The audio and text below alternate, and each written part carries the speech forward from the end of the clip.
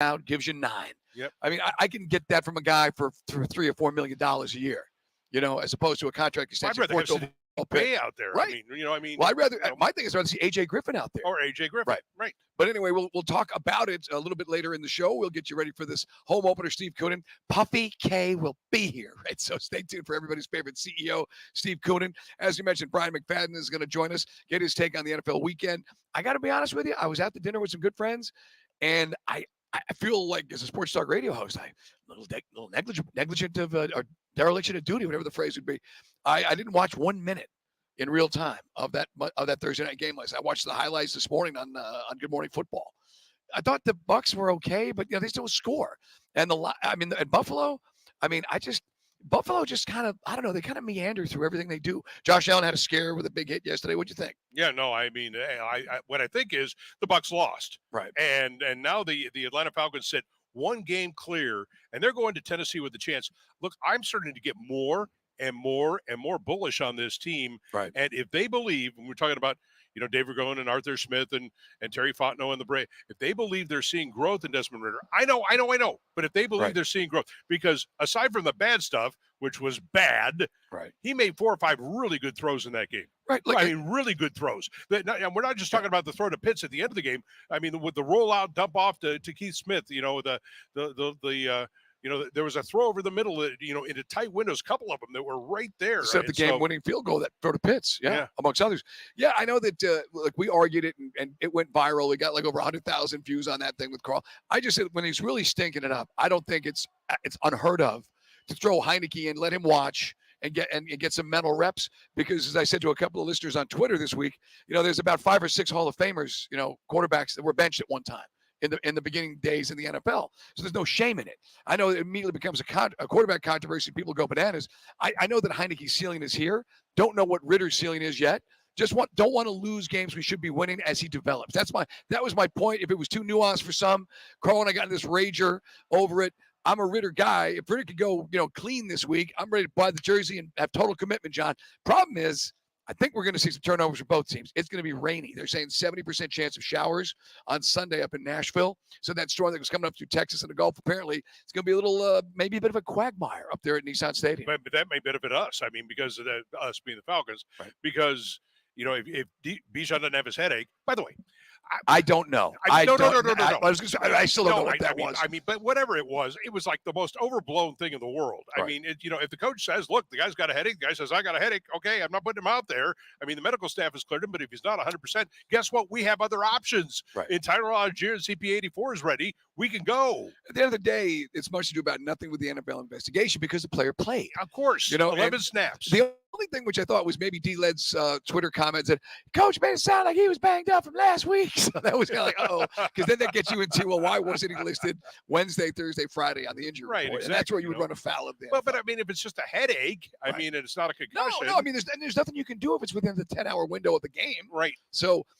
like, the NFL can do what they want. I think they've got bigger fish to fry. There's a lot of other, like officiating. Yes, like getting the refs right. And there's a dozen teams which sandbag, starting with Belichick injuries more than we ever had. Yeah, no kid. So, hey, John is here today. We'll continue to break down the Falcons and the Titans. We looked at some numbers. We're up, by the way, on Twitch and YouTube. So let's get those numbers cracking. Let's send whispers out with 1,000 viewer day. Thank you. So we're live here at State Farm. Can I talk about the CNN thing? Yeah. By the way, we got a second here. So no, but he's. How old are you, man? How old are you? Yeah, 26. It's the right time. It's the right time. I know, but I mean, it's a different environment, John. Oh, I know. No more threesomes on desks and people doing coke binges. It's no fun no more. Different vibe. It's no fun no more. No Keith Olbermann curled up under his desk with his make-believe girlfriend on the internet. Those days are long gone. I didn't know he had a make-believe girlfriend under there. I knew he was under there. I wasn't aware that he had a make-believe girlfriend. Young guys, you can look that up. Do I need to know this? Because that changes that whole dynamic of seeing him under the desk. That was from that ESPN book, by the way, the tell-all. You can read about it. But no, you how many years are you at CNN? At CNN Sports? Well, total of 15. Right. 10 with sports and 5 in news. Right. And we're good friends with Vince Cellini. And I know that Nick was such a rock star and Fred it was such a fun. I think for guys, younger guys, I know you've talked about this before on the station. It was before the emergence of Sports Center, and half the guys at Sports Center started at CNN. Seemed. Right. Yeah, right. and no, look, we loved it. But I mean, that building, we moved to this building. It's so funny because it's so full circle. We moved to this building behind us here. If you're watching on the Twitch, at CNN Center in '87. Right. Right, 80 to 87, we were at Techwood. Now, guess what? They're moving back to Techwood. Yeah, it is crazy. I mean, all the things. If these walls can talk. Right. Hey man, we're live right here on the side of the old Omni. We're hanging out here. It is John Fricke and for Carl. We'll dive into the NFL, some of the big storylines. What does Brian McFadden think? Is he's kind of got my back on the Ritter thing. I don't think it's the worst idea. Sometimes when he's really struggling, to get a timeout and let him watch. But some folks say no. He's got to. And by the way, you cannot go back and it's a moot point. Can't go back to it. They didn't start him enough last year, so we got to go with the growing pains. It's just part of the process. I know, and look, I'm starting to see some things I like. Just hold on to the ball. I know what John said. Brian McFadden coming up next. Dukes and Bell live at State Farm for the Hawks.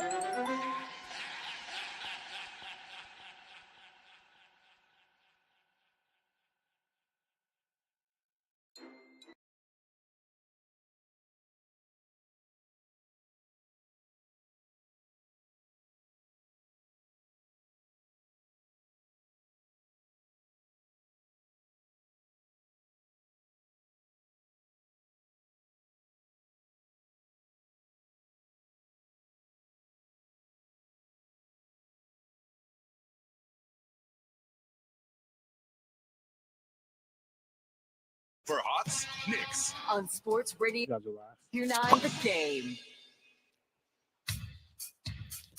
Hey, man, hoops time down at State Farm. John Fricke's in for Carl and Dukes and Bell. This hour of the show is brought to you by the Man Cave Store. Visit mancavestore.com. Hey, man, join us right now on the waitfor.com hotline, host of one of the biggest podcasts. If you're not watching this, man, you're missing out on some great content, quality stuff. It's all things covered. It's two-time Super Bowl winner with the Steelers and a proud member of the Seminole Nation. Brian McFadden joins us right now. What's up, B-Mac? What's happening, fellas? How y'all doing? Hey, man. So what do you think of the Falcons, man? Right where they should be at 4-3? Yeah, I think so. I think they're right where they should be. We're seeing some pretty good things and, of course, some concerns here or there. But when you look at being above 500 and, you know, in the first 7 ball games, sitting atop of your division with a second-year quarterback that lacks experience, I mean, with a lot of young players on both sides of the football, especially on the offensive side, I think you got to be happy with where the Falcons are and where they can go with the uncertainty in the division. Well, Brian, you mentioned, first place now by a full game because last night the Buccaneers lost to the Bills 24-16 in what can only be described as an offensive shootout in the NFL. What is going on, Brian? How come nobody can score no more, except for the Dolphins? Nobody can score. I mean, I think it's more about the defenses that we're seeing, you know, kind of understanding and knowing what they're going to get. You know, we're starting to see a lot great pass rush coming from different teams as well. And I'm okay with it, John. I'm a former defender, so I love seeing offense not score a lot of points. I know nowadays the most common football fan, they get annoyed when they're not seeing 28-35 or, you know, 32-36 type ball games. I'm okay seeing 20-17, 20-10 because defense wins championships. And I think oftentimes defenses get overlooked because more people want to see points, and clearly how they call the game in regards to the officials. Points is what people want to see. Right. I guess you could make it a combination, Brian, of a few things. Some offensive lines are banged up this year. Quarterbacks are banged up. Joe Burrow still not 100%. Some of the dudes we're used to seeing, I mean, they're just coming. Josh Allen seems like he's, to John's point last night, taking a big step backwards. So, you know, the Patriots offense is non-existent. Some of these teams just drafted or have started bad quarterbacks. Offensively, we should be scoring about 4 touchdowns a game, which brings us back to Ritter. I mean, if he can play clean, are you buying this team to win 10 or 11 games? Because that's the benchmark that Carl and I had. If he can just cut down him, I don't mind one. I mean, he can throw a pick because they're going to throw, you know, here and there. But what is your take on Ritter? I got into this argument with Carl on Monday. I know you were listening to it while it was going down. My argument, and you just that was great, by the way. By the way, B, my only point is if he's really struggling, is it a cardinal sin to let Heineken come in? Heineken, you get the idea. Joe, grab an ice cold Heineken. So let me answer your first question first. If Ritter can be smarter with the football, yes, the Falcons can win double-digit ball games. The main reason why I feel that way is because I love their defense. I think they have one of the more unsung defenses in the National Football League. Correct me if I'm wrong, in total defense, I think they're top 10, which is a huge plus compared to Falcon defenses that we've seen in years past. And then secondly, their division is wide open. I mean, let's keep it real. Tampa Bay, at best case scenario, they're in the way team. That's it. Their team is like that speed bump that you have in your neighborhood. You see it, but you really don't respect it. You move right over it. You might slow down just a tad bit, but you move right over it. That's how I view the Buccaneers. With the New Orleans Saints, I don't know. It's like an emotional roller coaster with the New Orleans Saints, especially because of their quarterback play. And Carolina's just a bad team. So when you factor in the division alone, it's safe to say in regards to the most consistent team, the team that has one of the better defenses, that's all coming from Atlanta. So if Ritter could just be smarter with the football and just rely on that defense and the players that are surrounding them, they can win double-digit ball games solely because their division is super weak. Our old buddy Brian McFadden joining Dukes and Bell with John Fricke and Mike Bell today, talking a little NFL football as we get ready for the Falcons and the Titans, who are going to start not Ryan Tannehill, they're going to be starting Will Levis apparently on Sunday. You know, there's something to be said, Brian, about quarterbacks in the league right now. The quarterback play in the NFL largely seems to be at a low that we haven't seen in a long time. It's not people here focus on Ritter, but actually, you know, from a number standpoint, I could probably find 20 quarterbacks who are struggling as much or more than Ritter. It just seems like for whatever reason, quarterback play in the NFL not very good. Yeah, and I'm okay with it. I love it. I love seeing quarterbacks. We're back to that card. Confused. I love it. Yeah, I love it. I love it. It's something different than what we've seen in years past, because when you look at some of the bigger name quarterbacks that have a lot of high expectations, they haven't really lived up to the billing. Hey, look at Jalen Hurts. Jalen Hurts has 8 interceptions, but they're still winning ball games because he has a complete team surrounding him. You know, you talked about Josh Allen. He's been sloppy with the football.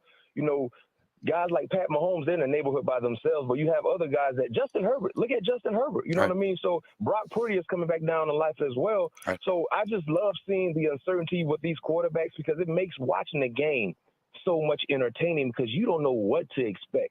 It's hard to predict what you might see in the National Football League. It's hard to bet on what you might get in the National Football League, because you're watching some of the best in the world go toe-to-toe. And then also, too, when you talk about adjustments, that's always a big-time thing that comes from either side. So I love it. I love how the narrative has changed in regards to quarterback play, because you really don't know. Yeah, Josh Allen's got 17 touchdowns, but he's got 8 picks. That's why we're saying they're still winning, but it's been a bit of a roller coaster. Brian McFadden, guys, host of All Things Covered podcast, 2-time Super Bowl winner with us here on the waitfor.com hotline. We were waiting to see Lamar Jackson and Todd Monken create some magic. That was pretty amazing. I know that every season, Brian, it's hard for fans to wrap their head around, but sometimes NFL teams show up and they're just dead and they're flat. But what do you make of that Ravens whooping of Detroit? Man, listen, that was one of the more impressive wins that I watched last week. Detroit, I really respect Detroit as a ball club. Granted, they were dealing with some injuries, especially in the backfield, but I did not expect to see that which occurred against Baltimore. And the thing about Baltimore, guys, I mean, we know they have the it factor, especially at the quarterback position. We just didn't really see it surface until last week. And I don't expect to see 30-plus points every ball game, you know, in regards to moving forward. But they have the ability to score north of 25, 26 easily with the talent. And Lamar Jackson still having that MVP-type skill set, it's only a matter of time, man. And they will get healthy. That's the thing, too. So I like them to win the AFC North. Even though I'm a Steeler, I got to keep it real. I like the Baltimore Ravens to win the AFC North. And I think Lamar Jackson going to have another huge day this weekend against the Arizona Cardinals. Hey, are you looking at it, Bryant, as we approach the middle of the season and saying it's about Kansas City, it's about San Francisco, it's about Philadelphia, or are you starting to look at maybe in 4 through, say, 10 and saying, could we have a Super Bowl that could be, I don't know, Detroit and Baltimore again? I don't see that with Detroit. I can see that with Baltimore, honestly. Baltimore is a team, you know, especially if they decide to make a move right before the trade deadline. I said, without me having my bias attached to my statement, if I'm Baltimore, I'm trying to do everything in my power to go get Derrick Henry if I'm Baltimore. Right. If I can't go get Derrick Henry, I'm trying to go get Saquon Barkley. I think if you add a player like that to what they already have in that backfield with Lamar Jackson, good luck in trying to slow them down.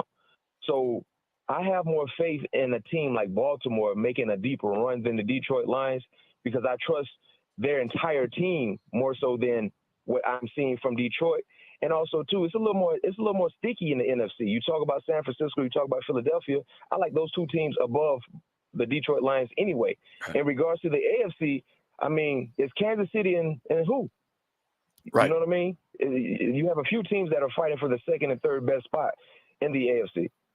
Yeah, man, and you look at like the Dolphins; they don't play great defense. Maybe it gets better when they get their safety back, but with Jalen Ramsey coming back, it's just still hard to get your head around. Brian McFadden's with us, guys, here on Dukes and Bell with John Fricke. The other thing you just mentioned, running backs, Dalvin Cook. We're going to talk about that in the Blitz at the top of the hour. He wants out of New York because they're not using him, because Breece Hall is obviously 100%. Hey, one more thing with the Falcons this week: a lot of physicality. We're going to play some sound coming up next break. Vrabel got real snarky. He was asked about the 2 quarterback monster that John was talking about. The good news is, if with our defense, Brian, we should be able to really force some turnovers, but will we be able to run the football? Because it seems like the trenches is going to be just a real nasty and a low-scoring game on Sunday. Yeah, I feel like for the Falcons versus the Titans, the team that outrushes the other will win this ball game, because I don't trust anything coming from the Tennessee Titans in regards to quarterback play, right? Will it be Will Levis or Malik? We don't know, but whoever it is, you don't trust them. So for Atlanta, if you can win the ball game in the trenches on both sides of the football, you should be in a great position to win this ball game. Now, the unique thing about Mike Vrabel coming off of a bye, he's 5-0.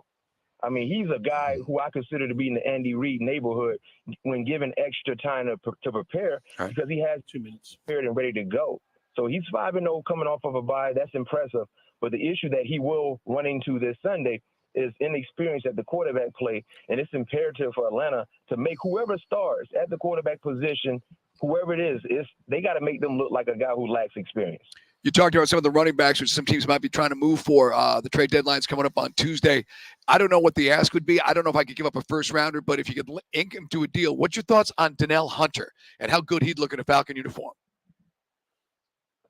I'll give up a second-rounder for him. Right. Only under the assumption that we can sign him to a long-term deal. Right. That's it. I'm not giving up a second-rounder to rent him for half of a year. No. If we can get a deal done where we have him in a Falcon uniform, for another 2-3 years at least, right, bare minimum, I give up a second-rounder. Pass rushers put you in position to win ball games. When you can put pressure on opposing quarterbacks, you will have an opportunity to win ball games. You look at the two teams that played for Super Bowl last year; they were 1 and 2 in sacks. Right. Philadelphia was 1 in sacks, and the Kansas City Chiefs were number 2 in sacks. Not behind this. And that's the thing, Brian. I just felt if you could go get him, he'd be probably the highest. I don't know if you reset the market behind or ahead of Bosa, but we'd have the cap space. And then if you really want to go crazy, go draft another edge rusher in next year's draft, and then we'd actually have bookends for the first time in his team's history. No question. Bookends in a vulnerable division. Right. I mean, a division that lacks quarterback star power. I mean, remember last week I said, Mike, the time is now for the Falcons because the division is wide open. Right. You can put an elephant through that window, how open that window is. The time is now. You win your division, you got an automatic seat in the tournament. And the Cincinnati Bengals showed us 2-3 years ago, when you get in the tournament, anything can happen. No one thought they would ever get to the Super Bowl, right? They found a way they got to the Super Bowl. For the Falcons, with this division being so wide open, you got to take advantage of it now, because when you get into the playoffs, trust me, I know firsthand, anything can happen. All right, big man. Have a good weekend, brother. Trap game for the Knowles up in Winston-Salem. So fingers crossed on that. We'll talk to you next week. Yes, sir. Thank you. That's our man, Brian McFadden. John Fricke is hanging out with us. I want to play that audio. John hadn't heard it yet. We were talking about, I thought Vrabel made a real horse's arse out of himself yesterday. All right. Answering questions about his two-headed, or is it a two-headed monster at quarterback? It's two-headed. We'll get to that. It's coming up, guys. Headlines next on Dukes of Bell, live from State Farm.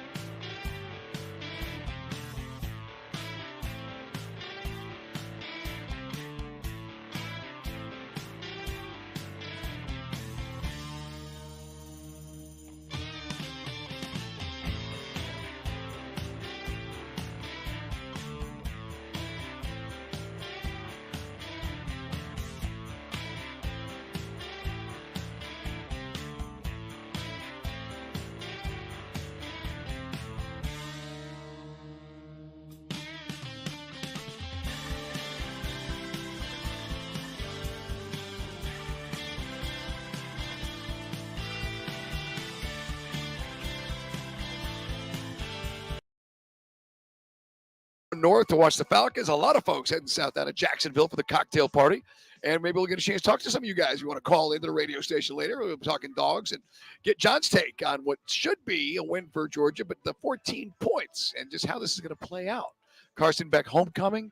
Some dog fans, I know, a little nervous about this. Some feel it's going to be a regular beatdown. You think there were any Southern fans who went to Statesboro, did Right. the game last night, and then just kept heading on? And down by the way, south? this year the real GSU is in Statesboro. They kind of had that sucker over by halftime. Yeah, well, just turnovers. I mean, you can't get out of your own way. I mean, so and congrats to the Eagles. Davis Brent played a really good game. Yeah. I've got friends on both sides, but right now I'll say hail Southern. Hey, man, I want to play this audio for you before we get to the headlines. So yesterday, Carl and I heard this. And we both literally, Carl and I, we heard this audio, and we both kind of looked at each other and made the face like our dogs make. Like, did he really say that? So Vrabel was talking about the quarterback situation and saying he was going to start both. You're going to see action. He said it, his own words, from both the backup quarterbacks. So Malik Willis is going to see some time, but Will Levis, we believe, is going to start. So the reporter asks a follow-up question. Listen to get sideways. On the both quarterbacks playing. I'm going to focus on the Falcons. Good. For this game. And we're going to talk. But why are you holding your hands like that? I'm trying to get a question. Well, then ask the question. No, I'm just saying, you look ridiculous. Just ask the question, Joe. Okay, let me ask you a question. On the two quarterback thing, would that be against a really good defense? We have to run the football, whoever plays quarterback. Okay. Whether would that that's be right. switching series, or would that be like one guy's the starter? And one No, guy's we'll figure out the game plan as we work through the week. Oh, that sounds like a guy. He almost went James Franklin on him. Right. I mean, that sounds like a coach that's frustrated. And, he's trying to figure it out. Now he doesn't have Ryan Tannehill. He mentioned Brian in there, but guess what? He ain't got no Ryan. Yeah, and a lot of folks, by the way, we weren't the only ones talking about this. It went viral, and it made some national news about, and I'm reading this. This is from Yahoo Sports. Titans coach Mike Vrabel gives bizarre press conference, doubles down on alternating quarterback plan. And I have to agree. I just felt that, I didn't think, we've seen, you've been in this longer than I have, John. And Carl and I talked about it yesterday. We've all seen cringeworthy questions asked, where everybody in the room kind of like, oh. But that was a legit question. Yeah, what are you going to do with two quarterbacks? Right. I mean, right, exactly. One's going to get a series, then another one? I mean, I said yesterday, like the old days of Steve Spurrier. Right. Pulling guys in and out. If you didn't remember when after Werfel left, yeah. Jesse Palmer, Noah Brindise. Tebow and Chris Leak and all that stuff. Hey, man, let's hit some headlines. Strap in, youngins. In the headlines with Dukes and Bell. Hey, man, headlines are brought to you by ATL Live Well. OT does not have to keep you down. Call ATL Live Well today. Hey, man, Falcons head to Tennessee. Number one issue, ball security. Isn't that right, Desmond? Right. A lot of it is just instinct. Running backs, they know when they feel people around, they go and claw the ball. Obviously, as quarterbacks, you're thinking, okay, two hands in the pocket. When you break the pocket, keep it. And then obviously as a runner, you obviously have to know that. I ran enough in my career that, I got to know to keep on and hold on to the ball, secure when you get in there and finish, when you get close to the end zone. So those are things that, I know. And obviously we'll continue to learn from, but, obviously not try to make those same mistakes happen twice. Let's see. It was interceptions, really bad ones, and then it was fumbles, really bad ones. Right. And it was, the center exchange on the one fumble was all Drew Dalton. I'm going to stop it. It's, come on. I mean, and then you don't secure the ball. You run enough in your life to know that you put the ball in the outside hand, right? I mean, you don't carry it near. He didn't expect Winfield to close like that, I guess, in hindsight. But yeah, like we went back and looked at it, the snap, and this is something we even talked about with Arthur on Wednesday, talking to Arthur Smith at Flower Branch. At first, you say, look, he's involved with 3 plays. There's 3 fumbles inside the 10. That's forget it. You're lucky you got a win down there. Dahlman did not really snap the ball where it needed to be. He got it to his nuts. He didn't get it to his the other spot. So the snap's got to be a bit deeper. Something even Arthur kind of agreed that they got to work on. Isn't the NFL at a position where you could have like an overhead camera that can look to see whether or not, or don't they? We talked about whether or not they were going to put a chip in the ball. Remember? Right. Well, there was one sideline, and appreciate a bunch of listeners. Well, again, I guess they did a screenshot from their TVs, but the ball it's not coming far enough back. The ball he literally hiked the kind of crap they pulled back in 15 when we went through 3 centers before the next year we got Alex back. God. For those who don't remember, Mike Person literally snapped the ball into his nuts and it dropped on the floor at the Superdome. Yeah. It was like we'd never seen that before. Yeah, it was bananas. Yeah, it was really bad. Hey, here's some more on this Falcons matchup with the Titans. We talked about the physicality, and Arthur Smith seconds that emotion. Well, look, It's why I've got so much respect for Mike Vrabel. We each have our different philosophies and some different things, but at my core, the reason I think it works so well when I work for Braves is that we have a shared philosophical belief in how to play up front. And obviously, that's what we know, that they play a physical brand. We got to play our best football because it doesn't matter whoever they trade, whoever's playing quarterback. That's a way to get embarrassed. You go down there, and history will tell you that. Plenty of history lessons. We got to play our best football, and that's the name of this game. You get a win. We just can't all of a sudden play this roller coaster because you go on the road. It's so hard to win every week. Yeah, no, it is. But it is interesting. He's going back to Tennessee. Now, does it really mean anything, Mike? I mean, does it really mean anything? He's going back to Tennessee, coached all those years, but he's not playing against Ryan Tannehill. We certainly knows what Ryan Tannehill can do. But, I mean, they basically maintained his offense. A lot of 2 tight end stuff. It's very physical. It's kind of like they're kind of mirror images of each other. The one weird stat we found yesterday, after being really good, teams were only running the ball for 70 yards against the Titans the first 4 games. The last 2 games, they've been just getting gashed, giving up over 300 yards in the run game. So if that trend continues, then we should have a great day. And the question is, how effective is Bijan going to be, whatever that was last week? And is Bijan going to be the focal point? Or I think like most Falcon fans, you remember, wow, Cordero Patterson really moves the pile. He really moves the sticks with that physical brand of running. So either way, we got a lot of options this weekend. Yeah, and it'll be interesting to see because you said going to rain there. I mean, yeah, it's gonna be sloppy. That generally the advantage is the offense because the offense knows where they're gonna make the cut. The run game, we got to stop their Diesel and Derrick Henry certainly. How disjointed are they? Their safety got traded. There were rumors. DeAndre Hopkins, he had it was an autograph session that was a fugazi. It wasn't real. That made the wire that there was. Oh my God, they're gonna trade DeAndre Hopkins. He's not going to an autograph session, and he had to deny that there was anything to that. So I do think some teams. I'm beginning to wonder. You look over your shoulders. Is my name still over my locker? Because they could be fire selling it up there in Nashville. Well, it's so interesting because this is such an up and down roller coaster year. I want to get so bullish on the Falcons, though. I want to think that their offense is right there, about ready to explode. And when I say explode, I'm talking about just give 27 points a game because with that defense, I said at the beginning of the year when I was talking about 10 wins, I said watch them win 4 or 5 in a row. And maybe now they're getting into a position where they could have had 2, that's for sure. Actually 3. But to me, the red. To me, I almost said it. The red, but the Washington game was certainly one. I still think we should have beat the Jaguars in London. That's where he threw almost 3 picks in a row. Right. But then you get back to the Commanders game. If some folks feel it cancels out because you did turn it over 3 times inside the 10, and you still found a way to get the win in Tampa. This hour of Dukes and Bell is brought to you by the Man Cave Store. Visit mancavestore.com. All right, the Hawks in action tonight. That's why we're here at State Farm. It's the home opener. The Knicks right now are, what is it? Are we? Is it like a pick'em? I'm looking at it right now. So it's like a 1 point. Early was the Hawks were -1. It's a pick'em right now, John. Over under is 229.5. 116, 114 puts you over. What do you think? Knicks lost to the Celtics, by the way, in their first game. Yeah, I like the Hawks tonight. I think they're going to come out. They're not going to go. What was it? 6 for 29 again from 3-point. They're not. They'll shoot better tonight. You'll see more of Bogey. I wonder how much that World Cup kind of thing took out of Bogey a little bit. But I think you'll see more Bogey. I think you'll see more of this Hawks team. Trey said, he's not going to have that happen again. And he spent the whole offseason, focusing because Quinn Snyder said, look, you got to get your 3 back. We got to have Logo Trey back. Right. He's going out and he's working with Steph Curry, and then he does that.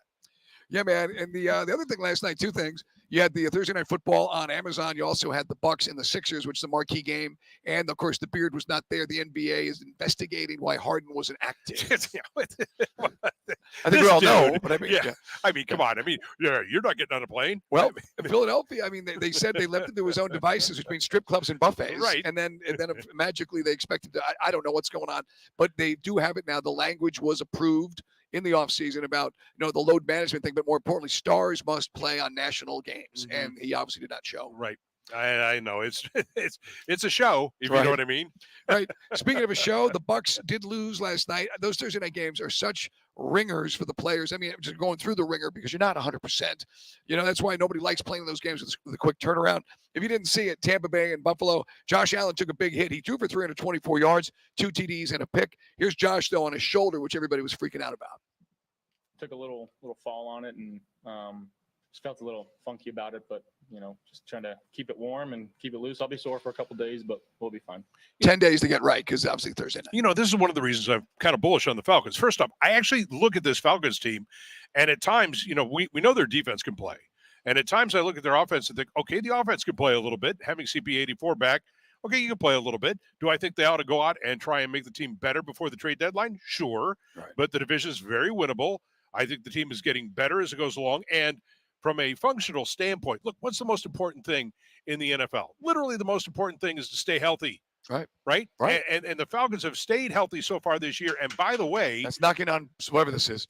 they have some serious depth on this team. They talk about the shuttling in and out of that, hockey line change with the defensive line. That's not only to keep players fresh for now, it's to keep healthy all year long and to build depth in all those positions. I think the Falcons are in a really good spot right now. Other teams will start to have a war of attrition, and you're starting to see it. Look, no Ryan Tannehill this week for the Tennessee Titans. Right. And we'll get more into the Falcons with Michael Rothstein coming up at 3:20 right here on Dukes and Bell. With Fricky, final headline, of course, it is the cocktail party. Georgia and Florida. Brock Bowers, he ain't there. What's the guy who's going to step up? Is it Oscar Delp? Is it going to be the combination of Dominic Lovett? Talked about Marcus Roseby, Jack Saint.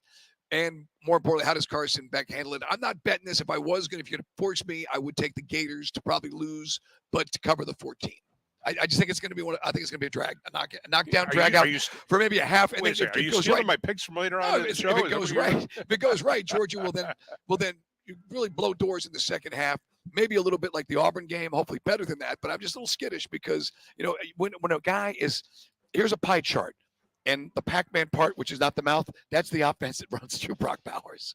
You know what I mean? So he's such a big piece. It's hard not to think that's not going to have some kind of an effect on the outcome. Well, sure. I mean, it will. But at the same time, Georgia, until they lose a game and prove me otherwise, they haven't lost a game since you were like in fourth grade. Right. That's true. Well, not that long ago, but last time I was at the Georgia-Florida game, it was the Sony Michel, Nick Chubb show. And it was an absolute beatdown. Florida sideline was empty at halftime. They were done. That's back when you could still do the landing in Jacksonville, but it's gone now. There you go. There's a history lesson. We'll come back. NFL Blitz, John. A couple of players could be on the move. Are we going to see some real action before the trade deadline? Much ado about nothing. We talked about Donnell Hunter and the Vikings maybe shopping him. Dalvin Cook unhappy in New York. It's all coming up next. Clear.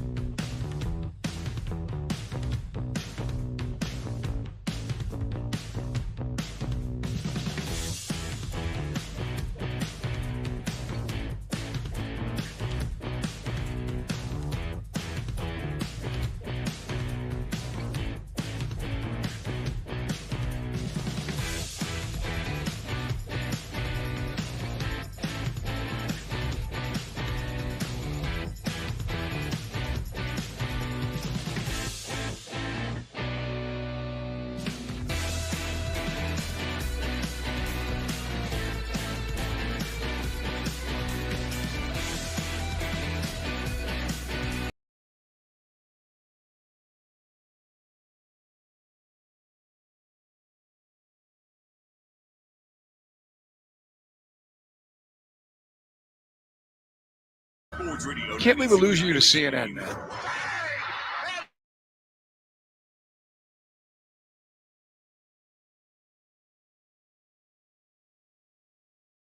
at State Farm Arena, getting you ready for tonight's game. Oh my goodness! Stop the presses. Tonight, our Hawks take the next step towards the championship. And come April, our Hawks hope there are games yet to play. It all starts tonight. It's Hawks Knicks on Sports Radio. You're live. 9 The Game. Now, here's Carl Dukes and Mike Bell. It's Hawks Fever. Catch it. Check that. John Fricke's in for Carl, man. Carl's at an undisclosed location. We were talking about how people burglarize people's homes when they know you're away. So as far as I know, Carl is at his home right now. He's not visiting his daughter in Kentucky. Anyway, it is a Dukes and Bell. We're live here at State Farm with our man Fricke because it is the home opener. And you and I were talking during the break. Yeah, man, it's like Nick's going to start 0-2. Are we going to start 0-2? I mean, who's going to step up? Well, I don't know I know who's already stepped up. The people that had to put out 17,000 T-shirts on 17,000 seats. That's right. It's supposed to be a surprise. It's supposed to be a surprise, Johnny. I already tweeted it. Wait a second. I already tweeted it. Well, now you ruined it twice. Nobody I don't think the Hawks tweeted it. Shut up. No, I'm being this is comedy. You know what? Go work for CNN. This is what we're joking around. Wait a second. Yes, is this CNN's not comedy? No, it's definitely not comedy. That is that definitely well, some would say yes, an unintentional comedy of times. But let's not disparage for those who missed the show yesterday, our man, we call him Whispers because he reminds me of the big dude from it was Mr. No, actually it was Mr. Big's henchman in Live and Let Die. Yeah, I'm a big James Bond guy. You know that, John. Going down that Bond rabbit hole. But anyway, Whispers has been fantastic, running our YouTube and our Twitch, doing all the great video stuff. And we've had thousands and thousands of folks get on. And again, I don't know who we're bringing in some folks to replace. It might take 3 guys to replace the job this kid's doing, man. And I say kid, he's 26. But yeah, congratulations. What is CNN paying you? We'll kick their ass and double it. Oh, no, you won't. That you won't. Well, no, never mind. That you won't. Scratch that and reverse it. Hey, man, let's get ready for an NFL Blitz. Welcome to the NFL. With news and notes from around the league, this is NFL Blitz on Dukes and Bell. Yeah, man. The Blitz is brought to you by Priority Men's Medical Center. Check them out at PriorityMen'sMedical.com. All right, the NFL this weekend, it's got 2. I think next weekend, the 4th is the big one, the Dolphins in Kansas City and Frankfurt. Then the second game is the Colts and the Patriots, which is now kind of a stinker. But one of the things, John, which keeps coming up, is the surface. Now, we've seen it happen initially at Wembley and then at Tottenham. That's why Tottenham's got a real NFL-type grass on there. You can't have like 130 and 150-pound soccer players grass. It doesn't work for guys, twice that size or bigger. So the NFL is going to go with a hybrid field surface for the Germany games. Players complained about slipping on the natural grass in Munich last year. So you got to get the grass right because you can't play if you're falling on your butt. Weren't the soccer players complaining about the grass when they came over here? Correct. The EPL guys? Yep. All right, there must just be a grass problem that exists between. We need a hardier, tougher grass, and those.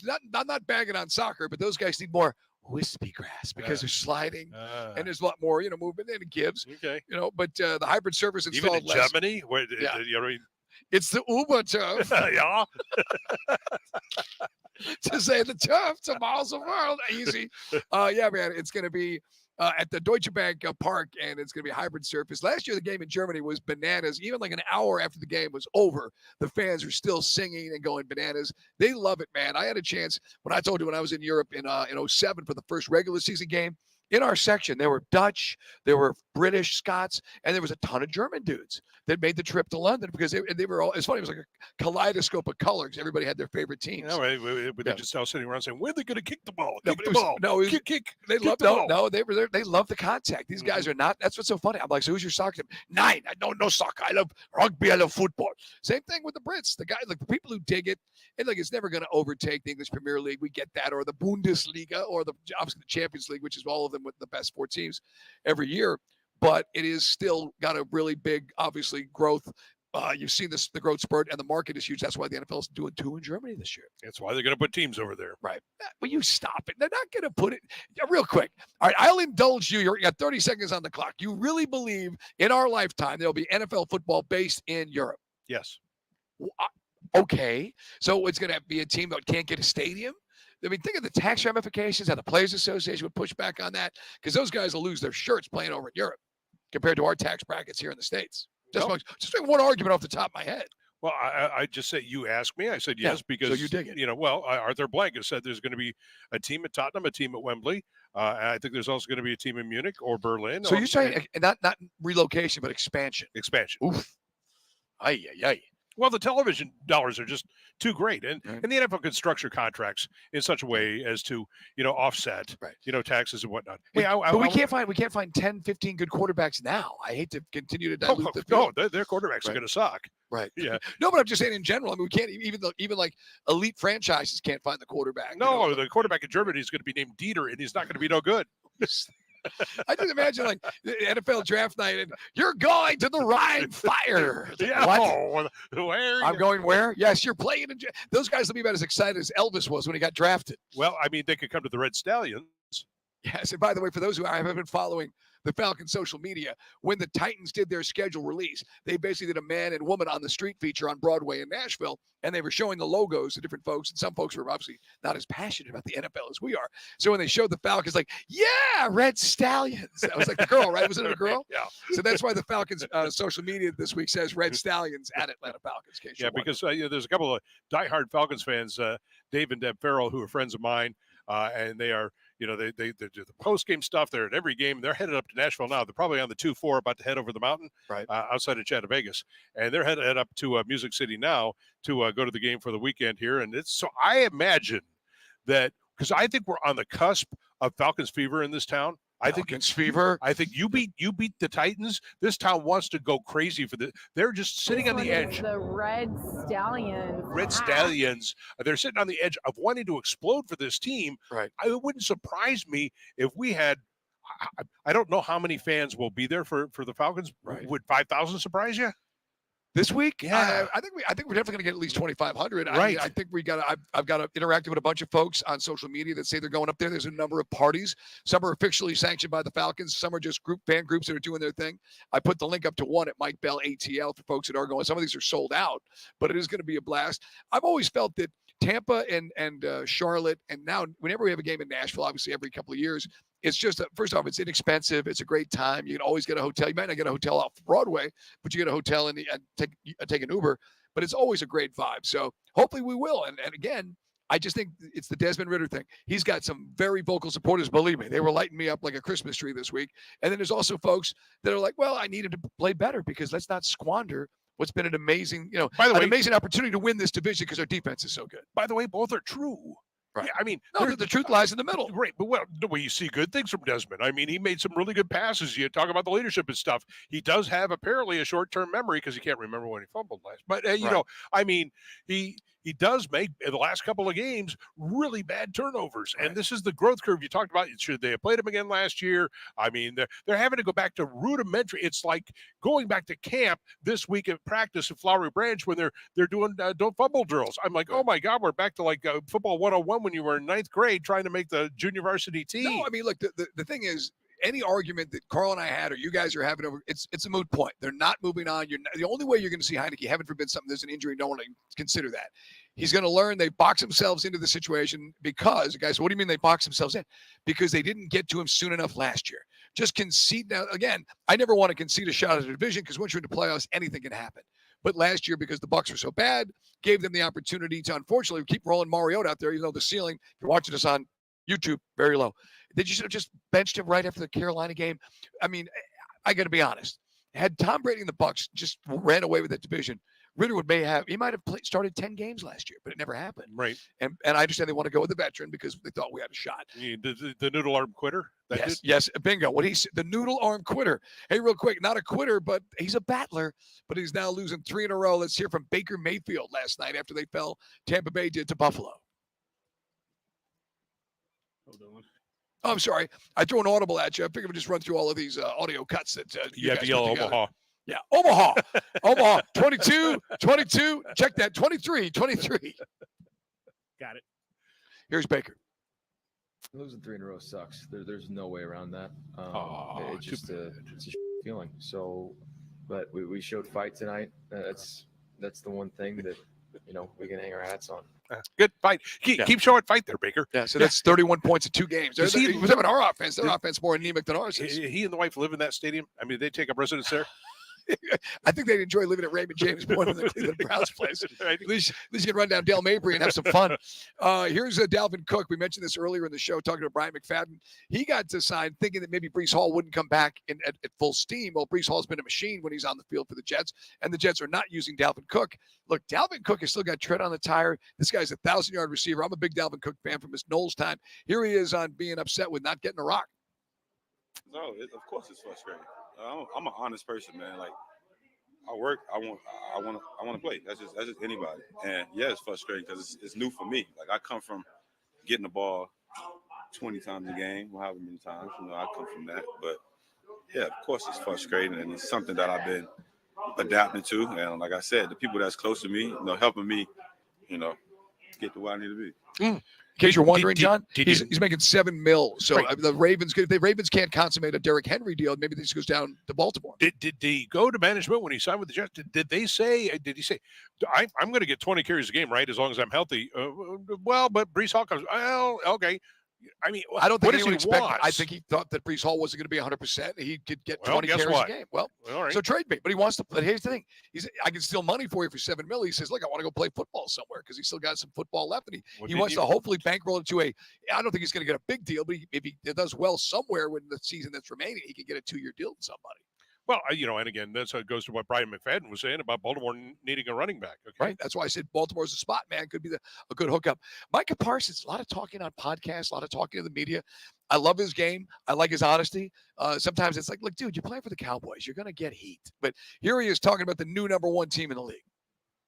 Number 1 will have to be the Philadelphia Eagles. No one has stopped the push yet. Devontae Smith could be A.J. Brown's number 1 receiver. Jason Kelce, Hall of Famer. Lane Johnson will be a Hall of Famer. They're very special. Their DB core, Darius Slay, crazy talent. James Bradbury, and I know you saw the trade. He just got Kevin Byard. Very special to see. Obviously, I know I was high on Jalen Carter before he even got the Philly. I don't know how he fell to them. Without a doubt, very special group. It's very special to see what they've done. And they still have Reddick. They still have Sweat. I don't believe they have any weaknesses on their team. All right, yeah, and as long as Hurts is delivering the ball to the right guys. What are they just turning them up in Dallas for that commentary? Is that what they're doing? I just think, well, Cowboys fans, you are what you are. Dak has got to, you realize that our quarterback is tied with Dak for touchdowns right now. By the way, is our quarterback Dak? I could think he could hopefully be a little bit better. But I think the ceiling for right now, Ritter, would be Dak. Yes, I would say the ceiling is Dak Prescott. But if you're good enough on defense and you run the ball that we do, that's all you need. That might not be the But that's answer. what they tell themselves. That might not be Dallas. the answer some fans are looking for. But that's what they say in Dallas. Dak, We got Tony Pollard. We got a defense. We'll be fine. Dak right? started off. Dak always, and again, he's played great. Contract was always the conundrum. It wasn't as big a conundrum as Daniel Jones with the Giants. But the problem for Dak is he becomes a turnover machine in the postseason. Well, isn't our guy kind Well, of our guy's in the regular learning. season? Our guy's learning. Yeah. I'm not going to argue with the Ritter guys out there, but Yeah. Dak's good. Dak is experienced and good enough not to be making the mistakes that Ritter is. That's the rub. How's that? No, I don't. Your silence speaks volumes. No, I mean, there's no argument. I think Dak has reached his ceiling, and the ceiling is not very high. Hey, man, it is Dukes and Bellwood. Fricky live here at State Farm for the Hawks season opener. We come back. We're going to talk to our man from ESPN.com. He's at Flower Bench every day. Michael Rothstein on Titans Falcons next.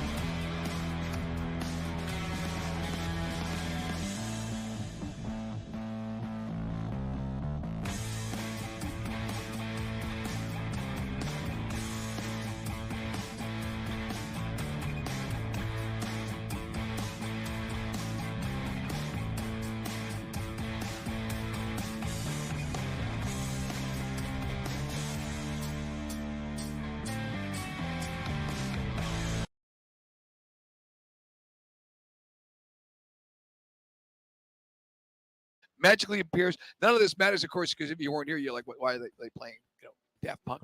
On that note, let's get ready for Michael Rothstein. He's up there at Flowery Branch every single day. And this is another winnable game. And as a matter of fact, Michael, we've got to win this game, don't we?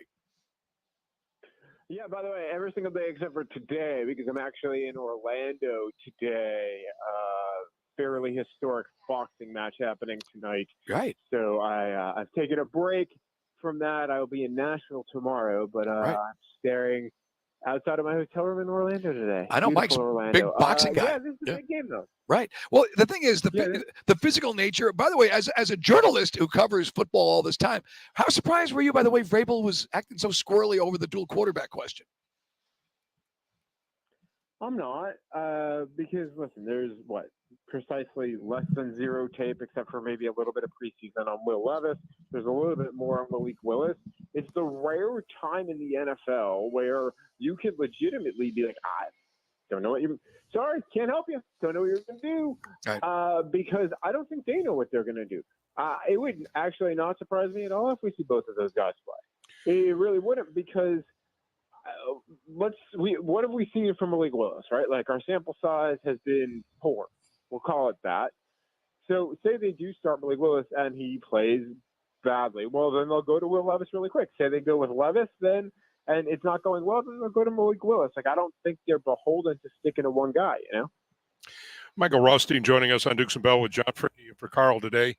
Hey, Michael, I got a quick question for you, and that is, in regards to being bullish on the Falcons, because I'm this close to saying that I think that this Falcons team can put some distance between themselves and the rest of the division.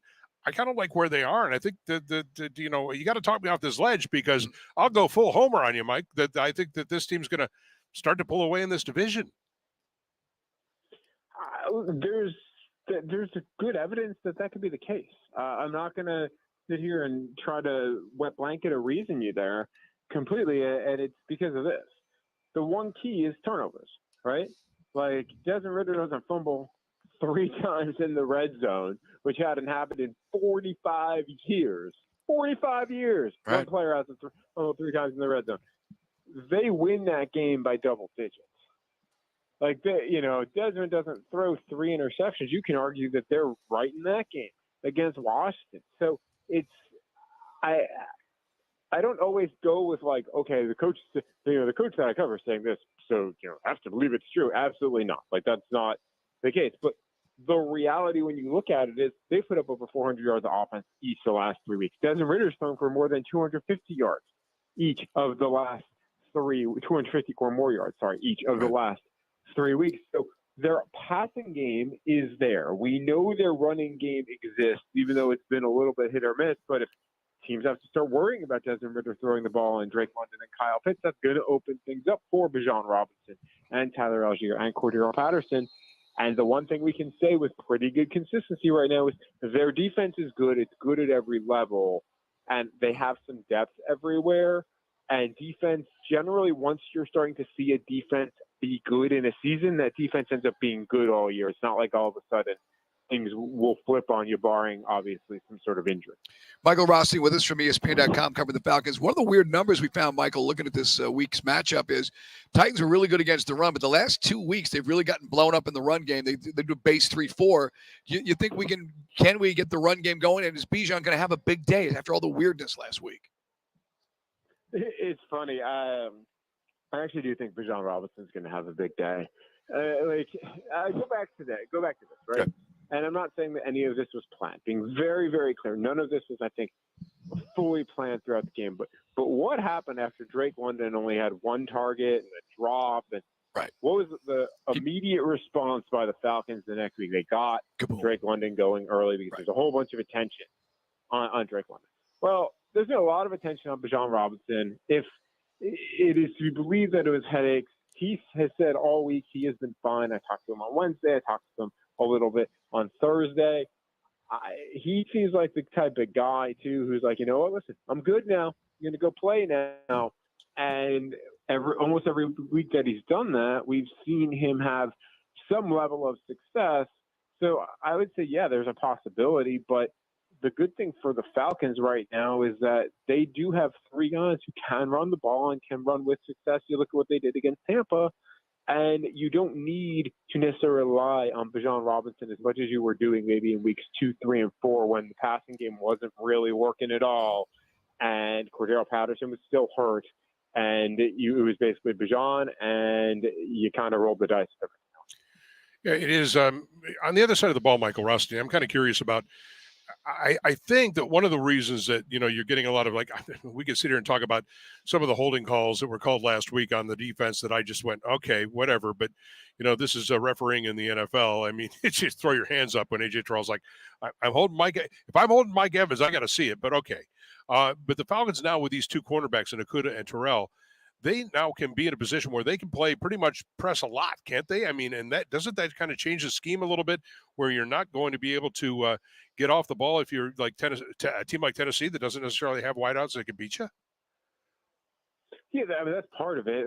But by the way, let's calm down a little bit. I'll let Blankenship reason this, right? Don't get all upset about holding calls and penalties, because guess what? It happens to every team around the league. Because you're just watching your team. You're just watching one team, and you're like, I can't believe this is happening. It happens to every team around the league. Every team around the league thinks that they're too penalized too much. I remember talking to AJ about it after the game. I was like, man, you got 3 of them.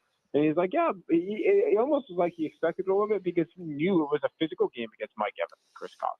And in physical games, that's sometimes going to happen. I'm not really concerned about that. But what they have been able to do, because don't forget D'Alford in this equation, and don't forget the safety duo of Jesse Bates and Richie Grant.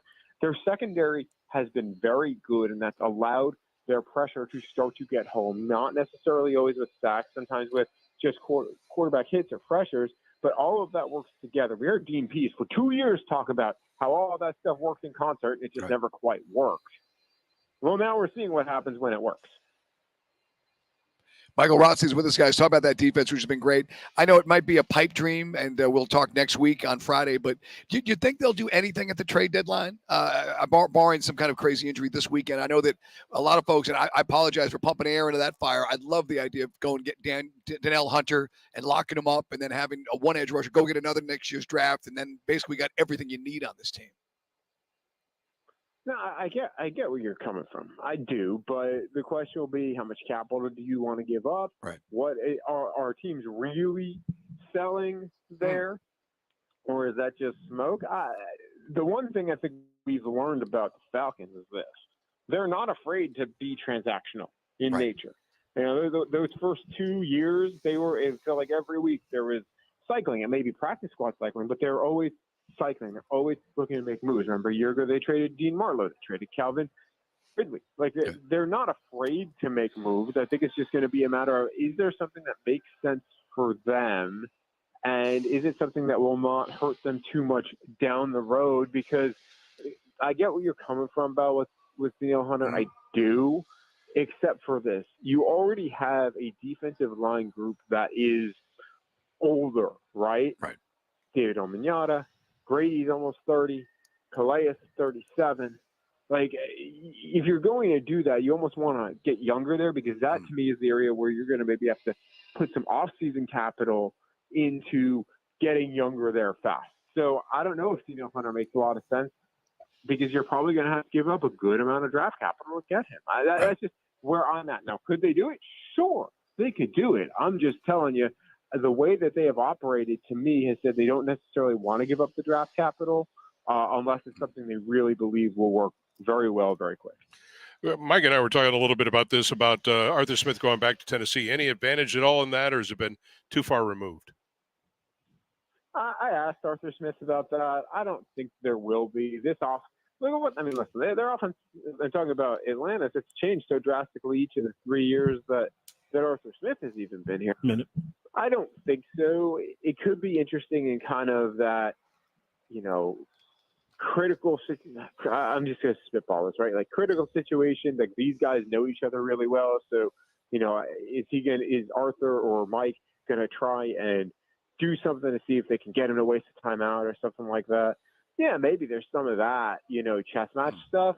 But it's been a few years at this point, and the rosters have been turned over so much in Tennessee, and obviously Atlanta's roster was completely different than when Arthur Smith took over. So I just don't know. I don't really buy into that all that much. If a bunch of those guys like Rags and whatever were here a year ago, like that's the one interesting thing would be Charles London in that conversation, because he's obviously in Tennessee now. But he didn't get that much work with Desmond Ridder, and I think it's a different Desmond Ridder we're seeing now than it was when he worked with him a year ago. So I don't even know if there's that level that they can maybe pull from any of that. I think if there's one area of advantage, potentially, and it's a very small one, it's maybe that Charles London is on the other side there, so he might have a little bit more understanding of Arthur's offense and what they're doing defensively. But remember, it's a new defensive coordinator, so that looks completely different too. Right. Well, fun down there at the fight, man. We'll talk to you next week. Michael Rossing back to Music City for the game from ESPN.com. Catch him every day there on the waitforit.com hotline. Hey, man, we're live here at the State Farm. It is John Fricke in for Carl Dukes. You get to add some questions. We have questions for you, Mr. Fricke. It's a Yeah Man, No Man with Turtle. It's coming up next.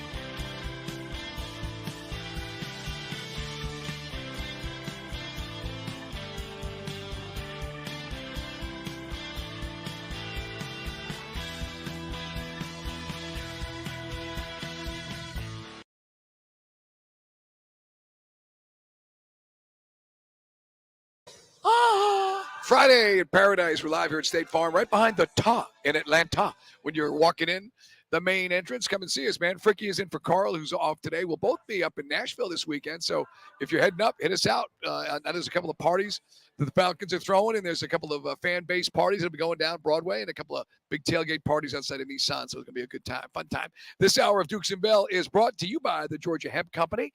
Turtle has penetrating questions for you, John. It's time for Yeah Man, No Man. It's time for Yeah Man, No Man. He's the former MVP of his high school football team. Not really. From New Jersey. The Cavs are here. And gives rapid-fire questions. Here's the executive producer of the Dukes and Bell Show, Chris Thomas. All right, Turtle. All right, guys. So happy Friday, y'all. Lest you think that Chris Lindstrom has not been his usual amazing self. I know there was a couple of penalty-ridden games to start the season. We talked to Chris about it off the air and on the air, and you're going to hear Chris Lindstrom as part of our strong arm story at 5, John. And I was like, dude, I mean, did you dress up as a ref at Boston College and it went viral? I mean, it just seemed like they really had it in for him with ticky-tack nonsense, really. So Pro Football Focus, whether you agree with them or not, they do put out their rankings for everything. Okay. And Chris Lindstrom, after Sunday's performance, became the only offensive lineman with 8 games of a 90-plus rating since 2022. The next highest, 2. Wow. There you go. I mean, look, we all know coming out of Boston College, he was exactly what we thought he'd be, a plug-in guy that's going to be here for hopefully 15 years. And I just thought it was an aberration. It was a very strange start, even going back to preseason with that holding penalty and that big drive against the Bengals. No, he's a great player. And this is a franchise that's had a lot of great offensive linemen in its history. And, to have another one like this is great. Now, if we can get somebody maybe to his left and maybe get somebody a little bit more solid to his right, I think we might have something going. They are seemingly satisfied with Dahlman, but if there's something in the draft that's an upgrade, we'll see. Like McGarry, he is what he is. They paid pennies on the dollar, let him shop around. But I'm with you. I'd love to see an upgrade to his right. Back to you, Chris. So here's my question. Yeah, man, no man. I am setting the over-under for team total rushing yards, 149.5. Under. Because it's raining Yeah. and it's icky. Yep. 140. It sounds, that's why Vegas would put the number. Is that where it is at right now? No, that's my number. I think I'm going to see what the Vegas futures are on that. Unless they spring a big one like a 60-yarder, which they haven't done this year. I think I got to go under on that. Yeah, I think it's going to be a low-scoring game. Yeah, that's what I was thinking as well. Because I hope it's the over, but my betting noggin says under. Yeah, if you go 60 yards for Bijan or 50 for Algier, probably somewhere in that range. Ritter maybe runs for 20. Yeah, you sprinkle in a CP carry here and there. Really, you haven't seen Mike, Turtle. The one thing you really haven't seen from the run game this year is that big explosive run. I thought we might see one. I mean, he's been right there a couple of times from busting a 60-yarder. Bijan just got tripped up with some shoestring tackles, and here at Mercedes-Benz last week, Algier had a beautiful 35, got called back on a holding penalty on Mac Hollins. And the other one where Ritter was escaping from the pocket and just sort of floated it down beautiful to Algier, and he took off like a bowling ball. All right. Mike, you alerted me to this, and I went and found it, so gold star for you. Zach Lowe of ESPN is somebody that is a rare national media member that is very high on our Atlanta Hawks. I like the idea of the Hawks. I just think Quinn Snyder is worth like 4 regular season wins. Okay. And they have, if you're top 3 off the bench, let's say they start Jalen Johnson. I'm not sure who's going to be the 5th starter. It could be Bay, it could be Jalen Johnson. Like they're bringing off the bench Bogdan Bogdanovic, Onyeka Okongwu, Sadiq Bey, or Jalen Johnson. And that's before you get into like the next wave of guys like the AJ Griffins. Like that's a good, their top 10 is really good. Yeah. It might not be like guys 3 to 7 or 3 to 6 might not be as high quality as you want me to win the title, but to win in the regular season, that's pretty good. So yeah, man, no man, you buying what Zach is selling? You got to go get somebody at the trade deadline. I mean, I don't think a team that's on the floor is gonna make a run, but I mean, but that's the thing. You got to be within striking distance to get this. I presume the cabal that runs it to go do something. Right. Well, we still. And by the way, we'll still have that $24 million marker to use based on the John Collins trade. When does that expire? At the end of that, I'm not sure. I got to look at. I know the NBA rules are so Byzantine when it comes to the cap, but we do have a marker to use for a minute. Well, and you look at against Boston last year in the playoffs, they look like they gave him a little bit of a fight. So if Quinn, that's why we said 45 wins. Quinn Snyder might be worth 4 wins. So he's echoing a lot of what we said here. They went from a 500 ball club to a 45 win team. But I tell you what, the one thing, because there's one guy that's got I don't know what they have to do, Mike. I don't know what they had to do, Turtle. But Hunter has got to. He cannot be. He's bad. I'm with you. He's bad. I'm with you. We talked about this yesterday, Carl and I, to see him come out, and I joked around like Bob Rathbun. He's in mid-playoff form, 9 points and it fouled out. So it just drives you crazy. He's working on everything. Yeah. Yeah. So I'm like, you put him on the bench. But if you could ever get him to where he's like an 18 to 20, then it takes care of business. Remember the series against because Miami? Jalen Johnson's better. Yes, I know. 30-point games. And we you go, thought he's that was here. it, the coming out party, Yeah. right? Nope. It was almost like Cam Reddish. Oh, Cam's here. Well, I think No, it's not. the scariest part about Hunter is at this point, like, you should be pretty close to the player you're going to be for the majority of your prime. Right. And that's 12 points? 7 rebounds? I mean, like, and nowhere not, near and good not a enough. factor, and wasn't this the guy that was going to be the defensive stopper? Not a factor. He's not a guy you don't ever come out of a game. Wow, what about look at what Hunter did today? Yeah. He was, at some point, at UVA, we thought he'd be that guy. $25.3 million marker, by the way, the Hawks can use for a trade up until, I don't know when the expiration date is on that, maybe at the time of the trade. But, it opens a huge exemption. This goes back to June 26th. They saved $78 million over the next 3. And that's when they moved John. So we'll see if they do something with it. I mean, look, we got to find out if Tony Ressler is serious about winning a championship or serious about building the real estate across the street. And what's it going to be? Because I think fans want to see this thing really explode and go to the next level. But I'm with you. I want to believe. Wait, don't these go hand in hand? Correct. I'm saying, but in other words, when you bought the team, did you care about an NBA championship or you care about the real estate? Mm-hmm. So anyway, the point about the cap and the space and the roster, you're going to have to add something to it. But if we get to see Jalen Johnson continue on this arc, and if Hunter continues to do what he does, throw AJ Griffin in there. That's my thing. I want to see more at Griffin. Yeah, there's nothing to lose there if you're getting that type of production out of Hunter or lack thereof. Right. All right, John, I was able to find a story just for you. Oh, there you go. Matt Rule came out this week Right. and was very adamant about something that he took from the NFL game that he wants to see implemented in the college game. There's nothing wrong with teams over there looking over trying to steal our signs. There's nothing wrong with us trying to look at their signs. That's why you should have mics in the helmets, right? Like all these coaches that vote against it every year is because they don't want to teach their quarterback. In the NFL, each quarterback goes out there with 3 play calls because if I see the free safety's foot like that, it might be one high. I'm going to check to this play, but you get to college and you're watching a game on a Tuesday night, and they got the signal and they're just calling a play. So that's what makes college football, to me. That's why they score maybe more points.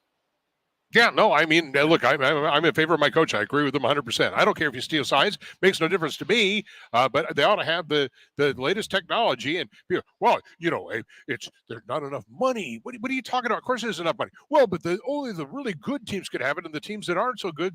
So what? Too bad. Well, if we go in there and we don't have the technology to play, you're getting paid $1 million to go in there. Okay. Maybe you buy the technology with some of that $1 million that you're going to use. Okay. I'm all in favor of this. Yes. It was funny, the TCU stuff that came out. I'm going to have more of that in Guy Talk, how TCU was up to Michigan, what they knew what was coming down, how they got around it. Yeah. Well, it's pretty clever. This hour of the program, guys, is brought to you by the Georgia Hemp Company as Yeah Man No Man continues. All right, guys, it is going to be a absolutely beautiful weekend in the A. What are you guys eating, cooking, enjoying? Oh, I hadn't even thought about it. Well, are you going to be at Stately Fricky Manor? Let's see. No, I got to be. Well, yes. I mean, I guess so because I got to do the college show tomorrow, you and get a chance to get and throw then something I've on got to the do grill, Wait For It right? on Sunday, and Right. so I'll be watching football. I Right. haven't talked to my wife about it. I'm sorry, and I You haven't gotten her. Oh, so okay. Breaking news, everybody. Yeah. John Fricky needs the seal of approval from the Maven before he puts something on the grill. Well, yeah, of course I do. I mean, because she's got to eat it too. Well, Turtle, this is called marriage. Well, I mean, if you want to make yourself a steak, are you not allowed? Is that? No, I can have a steak if she wants something on the grill, but if she wants to make, lasagna, I'm not there cooking a steak. So we're going to be doing the Nashville thing on Saturday. Going to drive up tomorrow morning, and tonight, by the way, Nashville hot chicken. I'm going to be here for the Hawks. So yeah, there's a place that a couple of guys had told me to go hit. It's called Peg Leg Porker, which is apparently supposed to be one of these little mom and pop type spots. So me and the dude are going to go check it out and see what it's all about, man. I'm looking forward to it. I mentioned this a few times. Compared to Atlanta and Midtown, inexpensive drink prices. They got some upscale restaurants too, but there's so many great, cool little hole-in-the-wall joints, and I love live music. I could watch a lot. I'm not a big country guy, but hey, they'll play the rock and they'll play the pop shit. Oh, stuff. Sorry. Let's make sure we clean that one up. What, you think I was Meek Mill in the studio for crying out loud? Sorry about that. Yeah, that you're not cleaning it up on there. It was so innocent too. It was just like we were having a conversation in a bar. That's how comfortable I felt in this segment of Yeah Man, No Man. But no, we're going to be doing a lot of barbecue up there in Nashville over the weekend. And again, hopefully we'll get some photos of some Falcon fans tailgate. I'm going to bring some Hey Man up to the party, so we're going to hopefully crash some tailgates and bring some brew. Yeah, hashtag Dukes and Bell Tailgate at Home. Tag us on Instagram and Twitter, and the best ones get retweeted, reposted on our socials. We got to run. Oren, please hit my music. Nice. Hey, a guy just hit us up. He says, where can one watch the Falcons game in New York City? I need a bar recommendation. Well, stay tuned. I'll tell you exactly where you can find a place to watch the Falcons in New York City. Coming up next, though, is cocktail party time, John.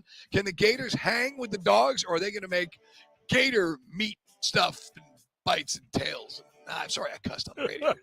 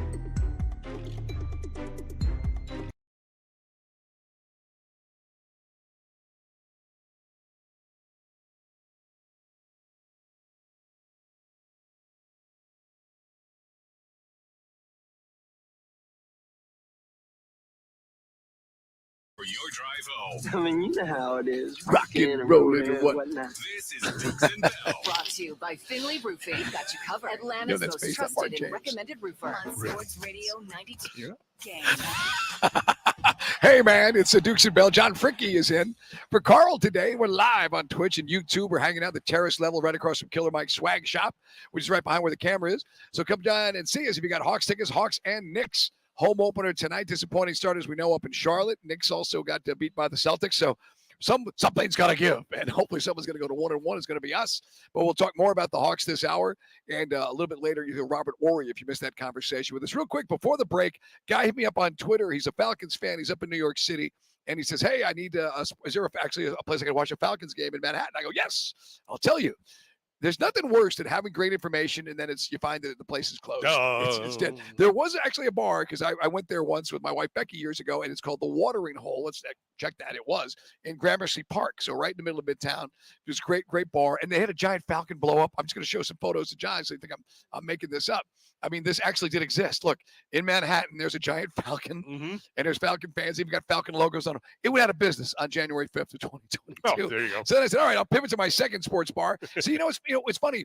I don't know how many guys like me are transplants, and you stop saying back home because Atlanta becomes your home, and that's the way I am now. It's not like I'm going back to New York. I'm not saying I'm going back home. So back to New York, because you're not in touch with it anymore. The other place I recommend called the Blind Pig, but the best wings in New York City, closed.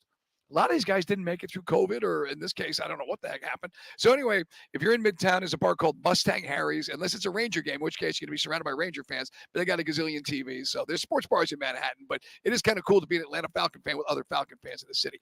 That no longer exists. Or we can throw it out to all the Falcons fans who might be listening on the Odyssey app. Is there any other? Hit us up at John Fricke at Mike Bell 929. And tell us if there's a new place in NYC. Right. I guess he's asking in the city. Yeah, I presume he's in Manhattan. I assume he's talking about Manhattan. But anyway, so yeah, that was kind of a buzzkill because it's a fun little bar, and it just to meet people from all over Atlanta that were living in the city that were Falcon fans. Anyway, sadness. Let's get the dog report going, man. Talk about them dogs. Dukes and Bell on the sidelines with the dogs. So a storyline that's been around, most dog fans know it, but it kind of got some juice this week, is that Kirby was on the field when Spurrier was running up the score, ran a reverse up like a gazillion. That was the Chris During, Danny Werfel days when the Jacksonville Stadium was being upgraded from the Gator Bowl to, I think it was Alltel at that point. So, yeah, Kirby's never liked the Gators. Spurrier always to stick it in with relish. So the feeling that, if he gets a chance, Kirby will obviously stick it to it. Like, I don't know if he's got a thing with Napier, but he just doesn't like the Gators, which is understandable because he was on the field for a whooping. Yeah, and if Georgia can, at this point, I think Georgia just wants to win a game. I mean, because one of the things you're starting to see with Florida is Graham Mertz is settling in. Right. And Graham Mertz has become – look, I started to say, hey, listen, is there a chance that Graham Mertz could be first-team all-SEC quarterback? It's not an impossibility. It's not an impossibility. But how many turnovers is he going to get you this week down in the cocktail party? Because he got 12 touchdowns, only 2 picks. I know. I'm just saying he's played to that level. He's not there yet. But because you still have Daniels, who's probably leading, and you still have, there are a couple other guys, Brady Cook at Missouri, who's, played really well this year. But see, now you're going to get Graham Mertz and Brady Cook. You're going to get a shot on the big stage with Georgia to kind of make their case. And, if one of those two plays really well in the game, you could be looking at Carson Beck certainly is going to be in that discussion too. But at this point, Spencer Rattler's out, I think Devin Leary's out. Maybe Milroe is still kind of hanging around there. Peyton Thorne was never there. Remember, you and I had this conversation. Go down the list here. The last time you filled in, we were talking about KJ Jefferson. He's gone backwards this year, for Arkansas. He looked like a guy that might be a dark horse for the Heisman, but he's just struggling in some of the bigger games for Arkansas. Yeah, and their defense has not been helping him out at all either. So, I mean, something that Graham Mertz has found kind of his, Graham Mertz came out of high school. He was a highly touted quarterback, and he went to an offense in Wisconsin that was beyond pedestrian. And so it just took him a little bit of time to try to kind of, feel his way around. And it was unfortunate for him and for the Gators that they had to start at Utah, in the mountains against that team and not have a warm-up week. Right. But I think they've started to warm up. And if I'm I got to tell you, if I'm a Georgia fan, I'm looking at this game going, because Tennessee doesn't worry me. I don't think Tennessee's good enough to beat Georgia. I don't think Missouri's good enough to beat Georgia. The one game, and we know the Tech's not good enough to beat Georgia. The one game here that you better be on your mind for is this game this week, because that Florida team is good enough that if you make a few mistakes, that could get really interesting. We talked about it yesterday. We had a dude who covers the Gators down in Gainesville, who was just kind of agreeing with us that they weren't ready for prime time against Utah. They didn't embarrass themselves, but still, they did embarrass First themselves. play of the game, they got guys running into it. That was painful. But now Napier still doesn't have his quarterback, as this is a stopgap, obviously, with Graham Mertz, despite the fact he's not doing a bad job. You still have ETN running the football. They still have some guys play. I still think this is going to be a game that Georgia wins by 13 or 10, but doesn't win by 14. And I hope I'm going to be wrong about this. This is the game where you could argue that Georgia gets up for a game like Kentucky, sleepwalks certainly against Vandy. But will this be more like the Auburn game? How does Carson Beck come out slinging? Is this the game where on Monday we're saying that Bobo, damn it, you should have run the ball? I don't think so. I think they run the ball. I think they're going to run it down their throat. I think they're going to then go to the play action, and that's when things are going to start to pop for Carson Beck. I think it's old school. I think so too, and I think if you start to look at this is the game where you get McConkey and you get Rah and you get your Lovett and you get your wideouts and you start you expand the field, you go vertical against them. Well, Oscar Delp is not a slouch, nor is Lawson Luck. These are all highly recruited guys that are sitting behind Bowers, but Bowers is all universe. Yeah, so you just don't replace that. Right. No, I understand that. But I mean, so what do? Is you replace it with something else. And what you do is the something else again is maybe you go vertical. You go over the top of them. They've been shown to have problems with the, back end coverage on that team. And so, yeah, I could almost see this being kind of a, for lack of a better term, maybe a bit more a high scoring. I mean, high scoring is a relative term, but I could see this being a 35-31 game. Well, I don't know. I would say more like 31, 17, like right on the button at 14, right at the top of my head. The spread is still 14, right? Chris hasn't jumped. Roderick, by the way, just real quick on the injuries, the latest. I know that Kirby kind of plays it close to the vest. Mims, had that tightrope surgery. He returned to practice, but he was limited in practice. So you're not going to see Mims, about that. Roderick Robinson, though, big running back. He was out. He used the bye week to get back in the mix. He was able to go in practice. So maybe he helped to beef up the running back room. Milton's always seemingly banged up, but this is a team which. What else is new with Milton? He just can't. I said, I'm using the name Craig Lumpkin because he can't catch a break. Right. It's one of those dudes that just always seems to be jammed up. But the the attitude, does it come out in this rivalry game where Georgia? I just don't feel confident enough to bet it. I think. Are you leaning towards Florida? I mean, we're going to do the picks, so don't answer that. Picks are coming up next segment, but you think it's going to last? So you're saying it's going to go deep into like the fourth quarter and it's still a one possession game? Georgia's the best team in the nation, and if they play like it, they win every game. They beat everybody. I mean, okay. But defense isn't as good as last year because at least that was an elite defense of all time. Maybe, but that doesn't mean it's not one of the best defenses in the nation. And also, I think the thing about this is that right now you see Georgia when they were having pedestrian games, and they would occasionally have a pedestrian game with Stetson Bennett. There was always okay, we're still going to pull this thing out of the fire. Even that Missouri game when you're in the fourth quarter, Georgia, okay, how are we going to win this game? And they did win it. But now you're wondering a little bit what happens the next time. And I look at this, and again, I don't think Missouri, Tennessee, Georgia Tech, I don't think anybody else pushes them. This is the 1 week, where they're away again down on the road. Like I think your Auburn is more appropriate. Okay. I really kind of like where you're at with that one. I mean, if with this game, a home game for Georgia, I wouldn't have so much of a problem with it. Right. Yeah. So I expect that this is going to be interesting.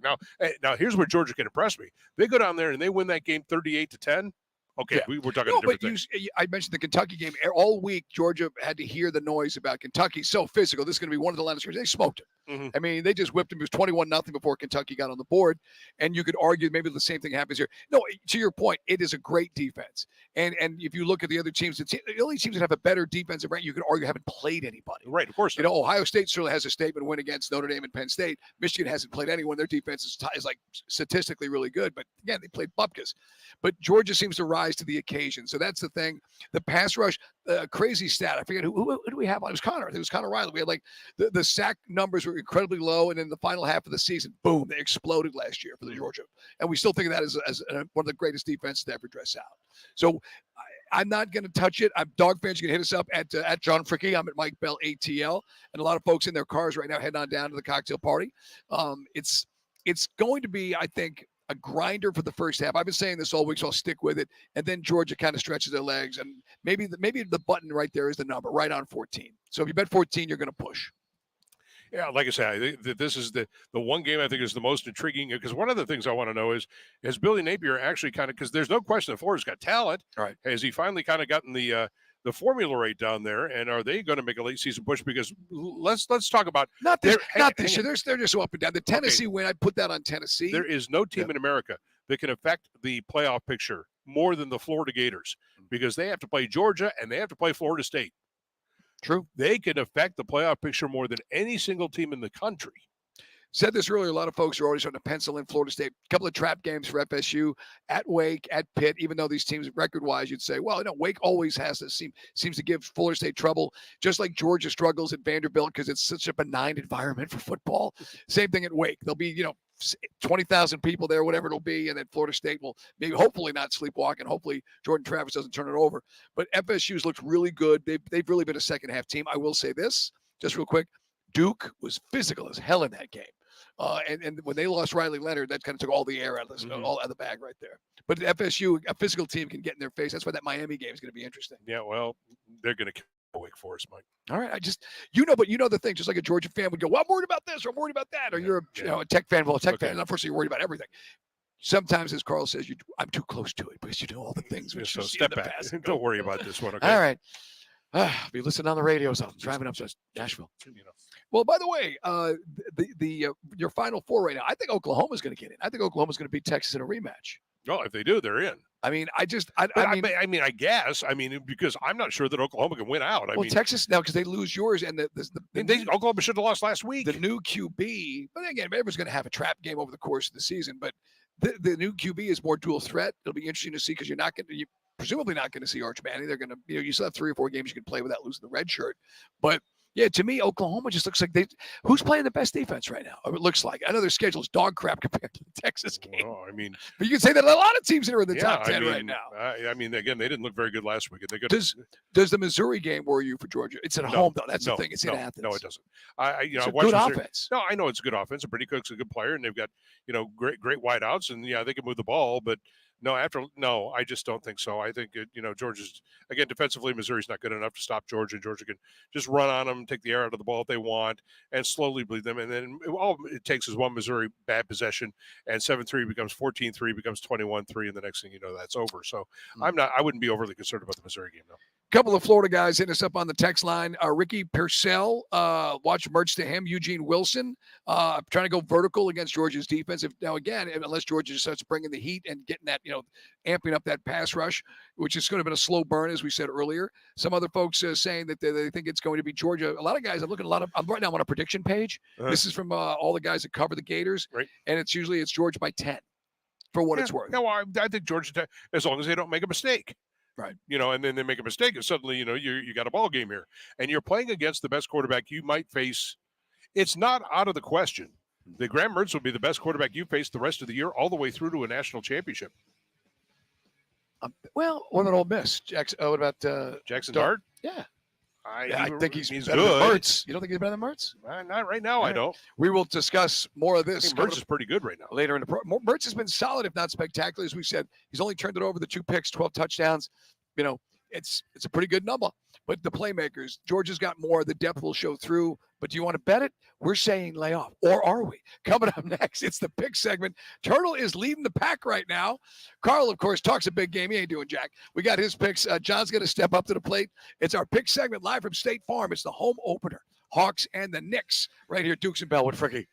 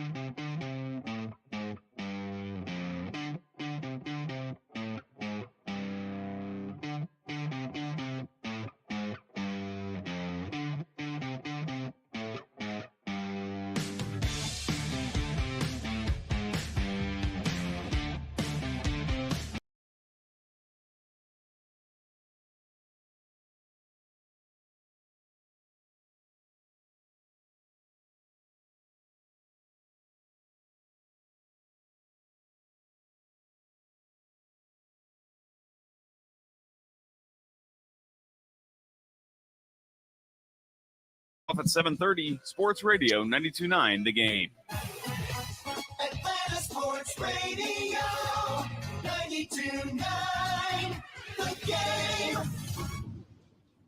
Jams. Dukes and Bell are live at State Farm Arena for our Hawks home opener versus the Knicks. On Sports Radio 92.9 The Game.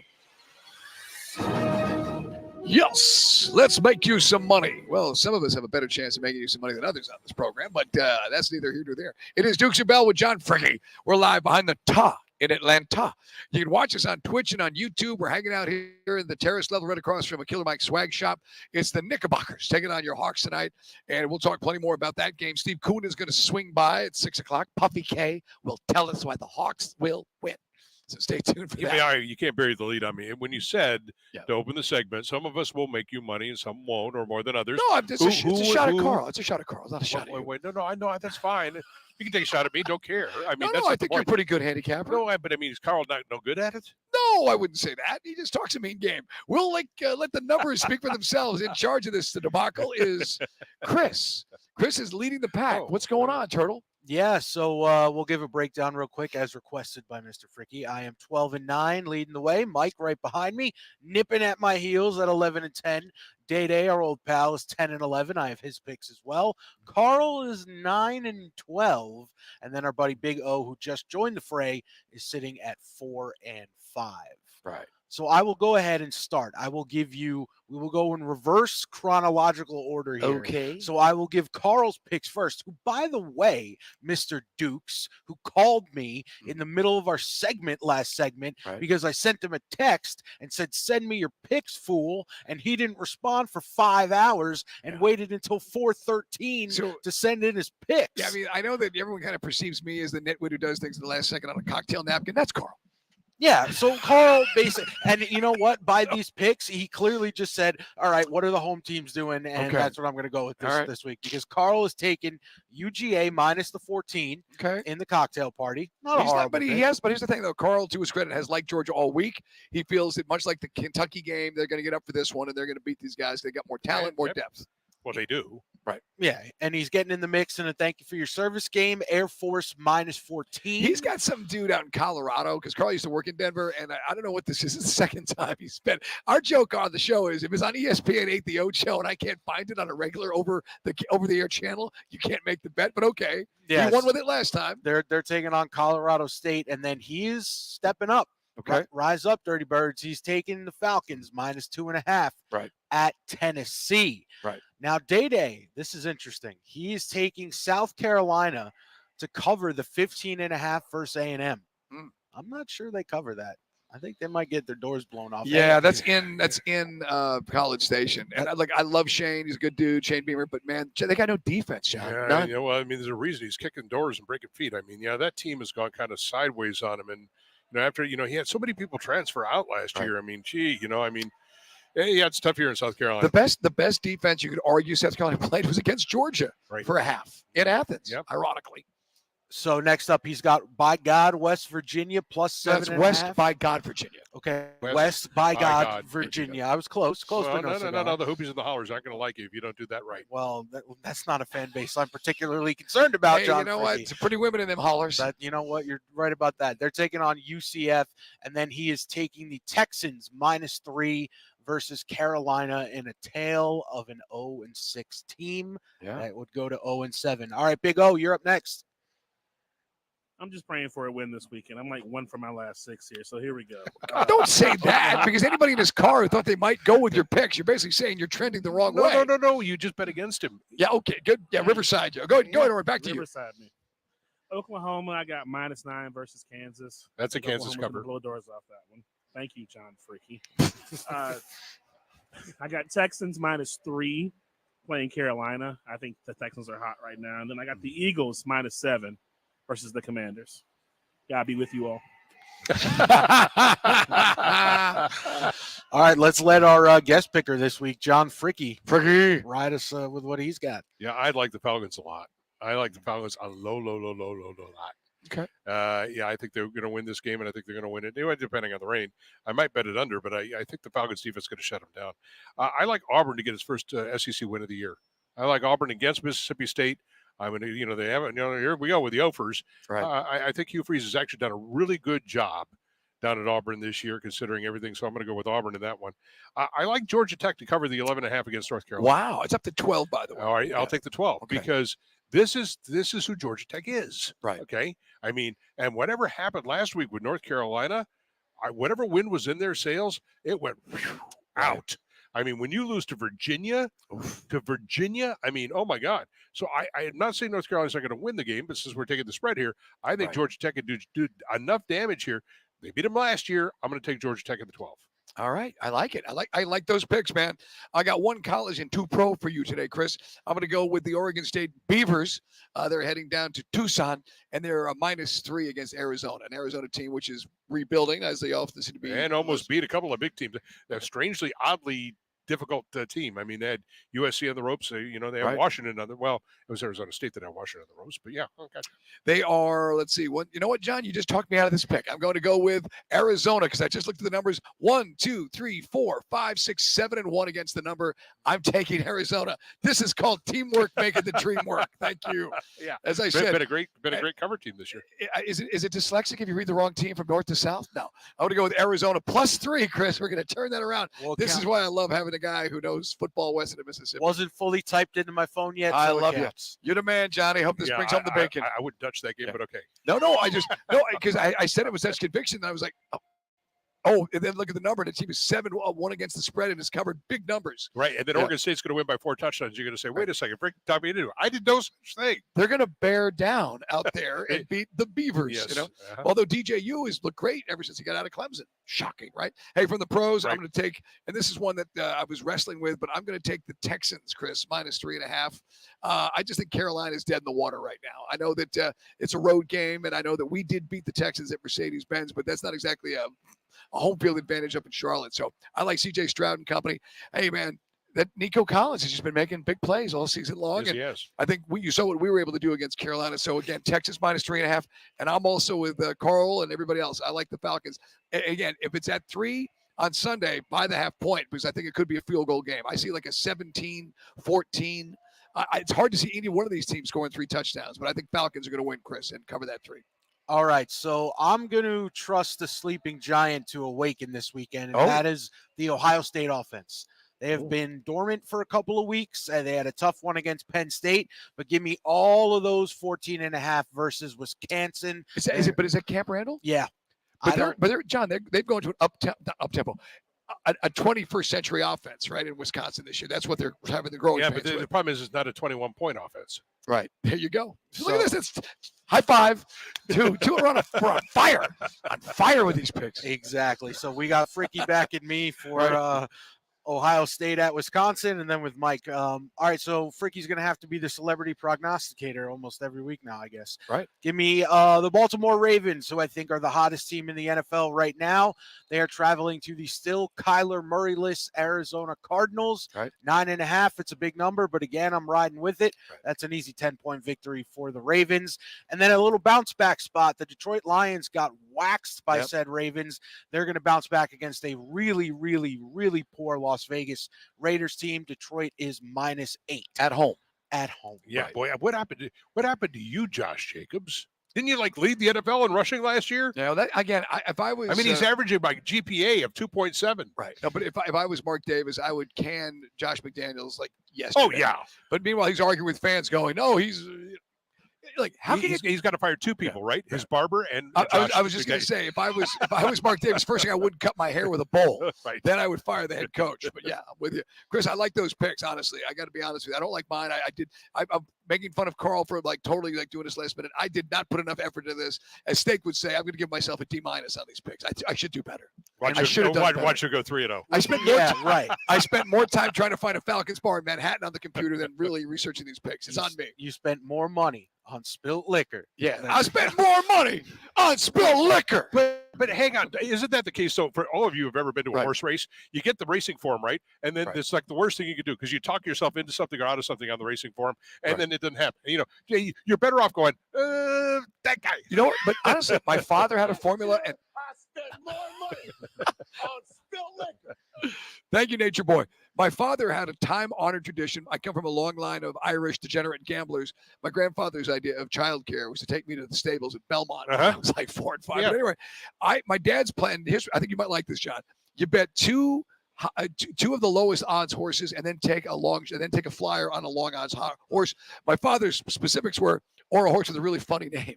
So if you can find a great horse, one time I did hit 2 trifectas on the Kentucky Derby in the last 10 years, so that's not bad. Wow. But the one that gave me the most fun and the most pleasure, I had a trifecta at a race at Santa Anita. It was a rainy day in Vegas. So we're at the Hard Rock Sportsbook back when rehab was really popping. And there was a horse named Big Al's Clean Machine.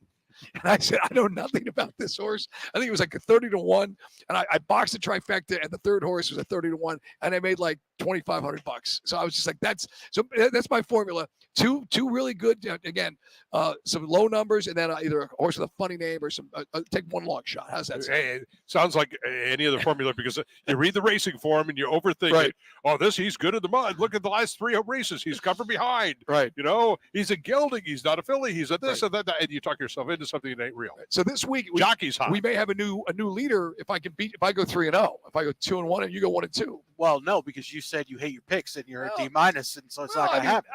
I'm not. It's funny though. At least you gave me a state of grace to at least back myself out of the Beavers to the Wildcats. Because and again, what happens if Oregon State wins by 28? then there's always the argument is what happens in the animal kingdom where a Wildcat would destroy a beaver. Well, I was going to say, Mike, I'll always give you the opportunity to back out of some bad beaver. Thank you. Speaking of which, coming up in Guy Talk, Dwight Howard speaks. Did he say too much? Yeah. Speaking of D's nuts, yes, squirrels can ruin your Halloween. Take it from John Fricke. We'll explain next.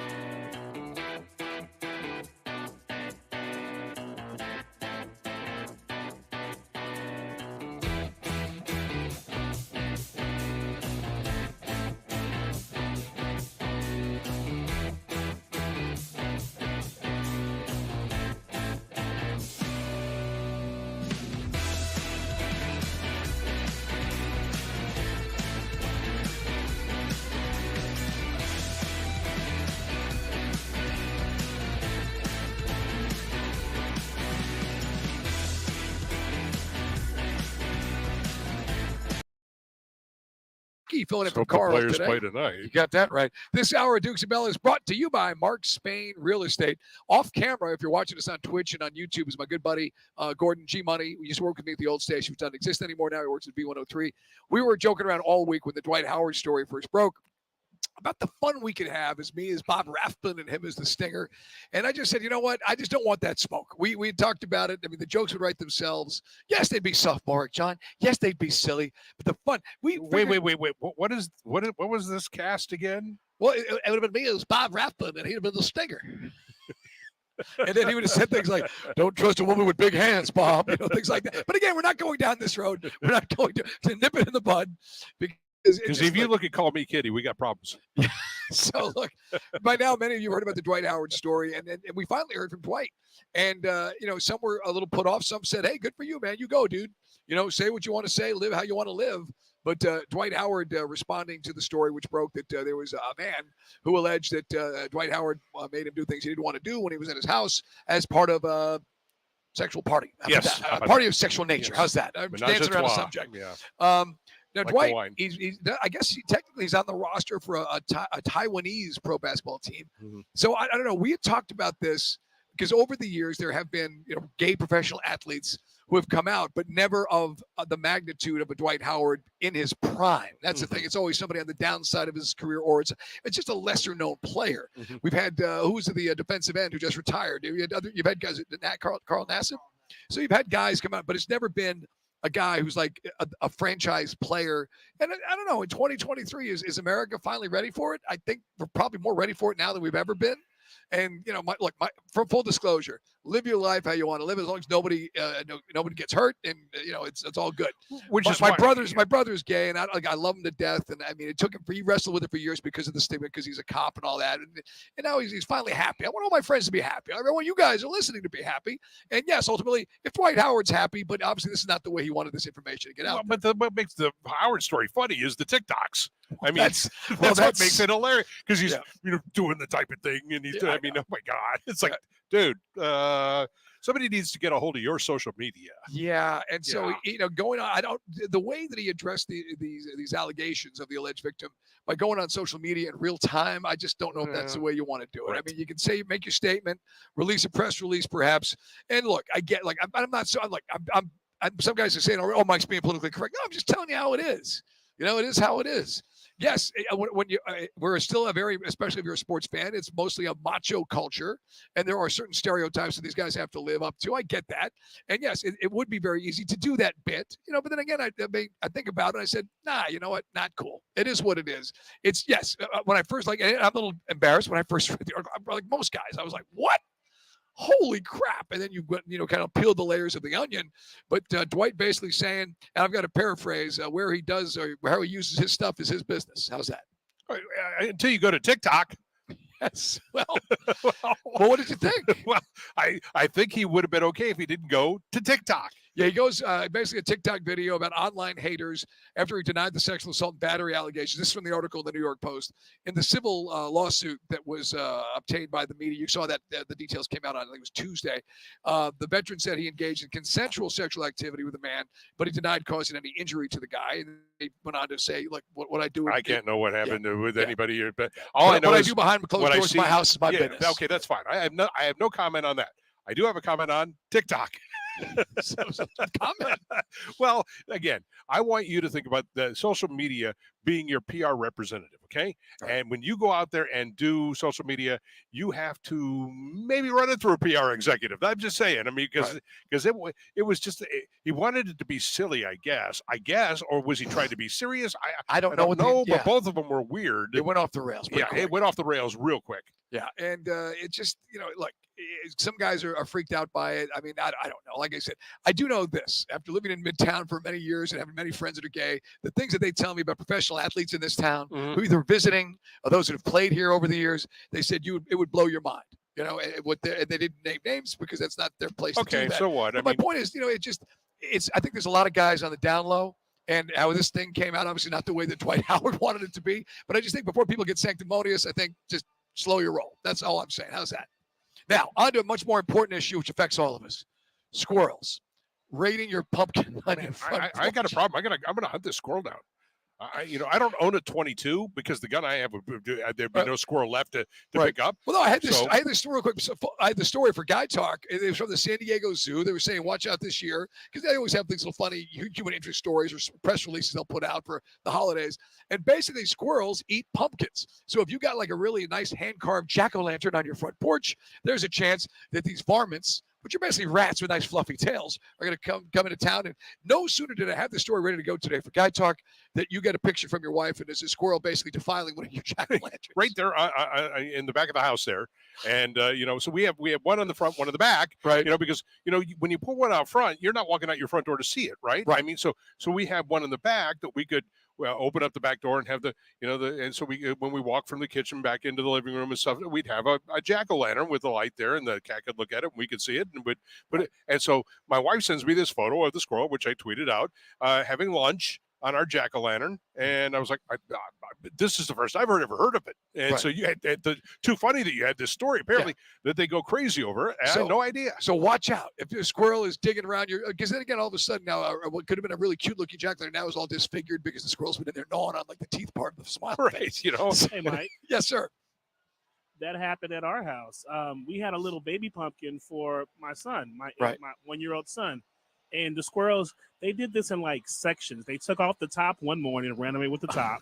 They took off the back half of it like one day. And then last night I came home, the whole pumpkin was gone. They had taken the whole pumpkin last night and finished it off somewhere. Man, I tell you what, my dog Ike is getting so good at tracking down squirrels. He's getting so close. He's literally gotten to the point now where he's literally almost to get the tail. And of course, they go right up the tree, and then he does, and he's pawing at the tree. And of course, pine cones are shaking off and hitting him. What's going to actually happen if he catches one? He won't know what to do. No, not only that, he'd be scared out of his mind. No, I mean, that squirrel turn around, those claws will come out, those teeth will come out. I told you the story. We have this walking path in our neighborhood. We have a lake by our house, and so we'll walk Ike. And the first time, my wife was freaked out. There was like a little chipmunk, and there was another dog further down the path. It was a French bulldog, my buddy Jimmy's, and the chipmunk basically darts out, sees the one dog, and runs right into my dog, and poof, like hits him right in the chest. And he's laying there like at my dog's feet, and I like looks at me, looks at the chipmunk, looks at me, then picks up the chipmunk, basically shakes it twice, like and just discards it like chewing tobacco. So my wife's like, "Oh my God, our dog he's tasted blood." He's got a taste for flesh. No, it's a chipmunk, for crying out loud. Who cares? Although chipmunks are cuter than squirrels. If if I had to make the judgment on that. Okay. I mean, I just think squirrels are just rats. Rats with tails. Just like pigeons are just carrying creatures. But if you're up north, like when you're up in Michigan and stuff, they got this. They have smaller squirrels. They're black squirrels, and they're really kind of. I don't know. You're racing in this, John. No. They're black squirrels. Okay, gotcha. Like a black bear. Like a black bear. It's the color of the animal. Yes. You never. And they're smaller, and they're so. My wife thinks the black squirrels are cute, and not the gray squirrels that we have down here. So, anyway, for you kids out there, watch out. I'm not making a TikTok video, so don't ask. Watch your back with your squirrels, with your jack-o'-lanterns, and your pumpkins. They're going to get in there. So, you kids be careful out there. So, I got to throw this thing away now? Is that it? Well, I chuck it because he's found it? I think you just got. You know what? Yeah. How do you suspend it on a wire? No, that they that's can't not get happening. to? Then all right, then not doing that. I just got one of the little. Then he's running on the wire, and now I got wires all over the house. Publix had these little pumpkins could fit like slightly bigger than a cantaloupe that said, "Hey, pumpkin," like they stamped it, so you didn't have to carve it. It's easy, it's low maintenance, it's simple. I gotta be honest. Last couple of years, when I get a pumpkin, I just do a magic marker face on it anyway. Could you carve a pumpkin right now? You did the carving. Well, my wife carved. Yeah, I couldn't. You can't. I'd mangle the thing. My dad knew how to do that. Well, but you get a stencil and you just kind of poke holes in it. I'm not that creative. Could you carve a pumpkin with the stencil? Me, probably not well, but that is a very popular date activity. Is it now? Yes. Is it pumpkin? now? Yeah, you bring a couple pumpkins home, you carve them up, you put them on Instagram for your friends to see. Look what me and my boo did. Nice. Yeah. Oh, look at see boo. Boo on top of it. Chris is he's picking up on all these things that the kids are doing these days in the dating world. Man about town, Mike. Man about town. Then my wife shows me this video. I guess the new hot thing is to use your drill. Excuse me? Yeah. We need the bump. No. And they do all these really kind of cool things. By the way, you just get your drill out and you drill holes and you can make all these little squirrel things and everything else. Old bartender buddy of mine, Devin, says, I spray my pumpkins with a bleach cleaner. They don't rot as fast and the squirrels leave them alone. Oh, so there's an idea. So thanks to Devin. He used to work at Tavern at Phipps, and my boy Dave. There you go. Some of the best. So, by the way, You missed out, Chris, when you moved here. You missed out on the Tavern at Phipps in its prime. Some of the best. You think like Cocktail and, like Coyote Ugly. These guys were doing some amazing stuff back in the day. There you go, Devin. Appreciate the insight. Hey, by the way, if you're heading to Nashville, and maybe you're going down to the cocktail party in Jacksonville. I know we got two fan bases going two different directions. But Nashville this weekend, there's a couple of events. I do know that on Saturday night, it's Whiskey River 6 to 9 right on Broadway. I think that's the one that we're going to hit later. I think that's a Falcons event. The Rise Up group. Wait, is that the name of the place? Or yeah, is Whiskey it River. Like Dale Jr. has one. This is just Whiskey River in Nashville. Is that anything to do with Willie Nelson? Yeah, they name a lot of bars after country songs in Nashville. So that's why it'll be at Whiskey River. Not Whiskey Lullaby, thank God. I got the other one up at Mike Bell ATL. The guys that do the big Rise Up tour, they got a big event going on. There's a party tonight at Live Oak, Off the Wagon party tour on Saturday. That's been sold out. That was the thing you had to go online for. They're going to have a big event, college football meetup. Third and Home. That's the name of the joint. Saturday, there's another big party. So again, check out my Twitter page, and if you're heading up there, you may already know about it. Actually, kind of a great idea if you think about it. You go to on Saturday, you go to a Georgia watch party. Right on.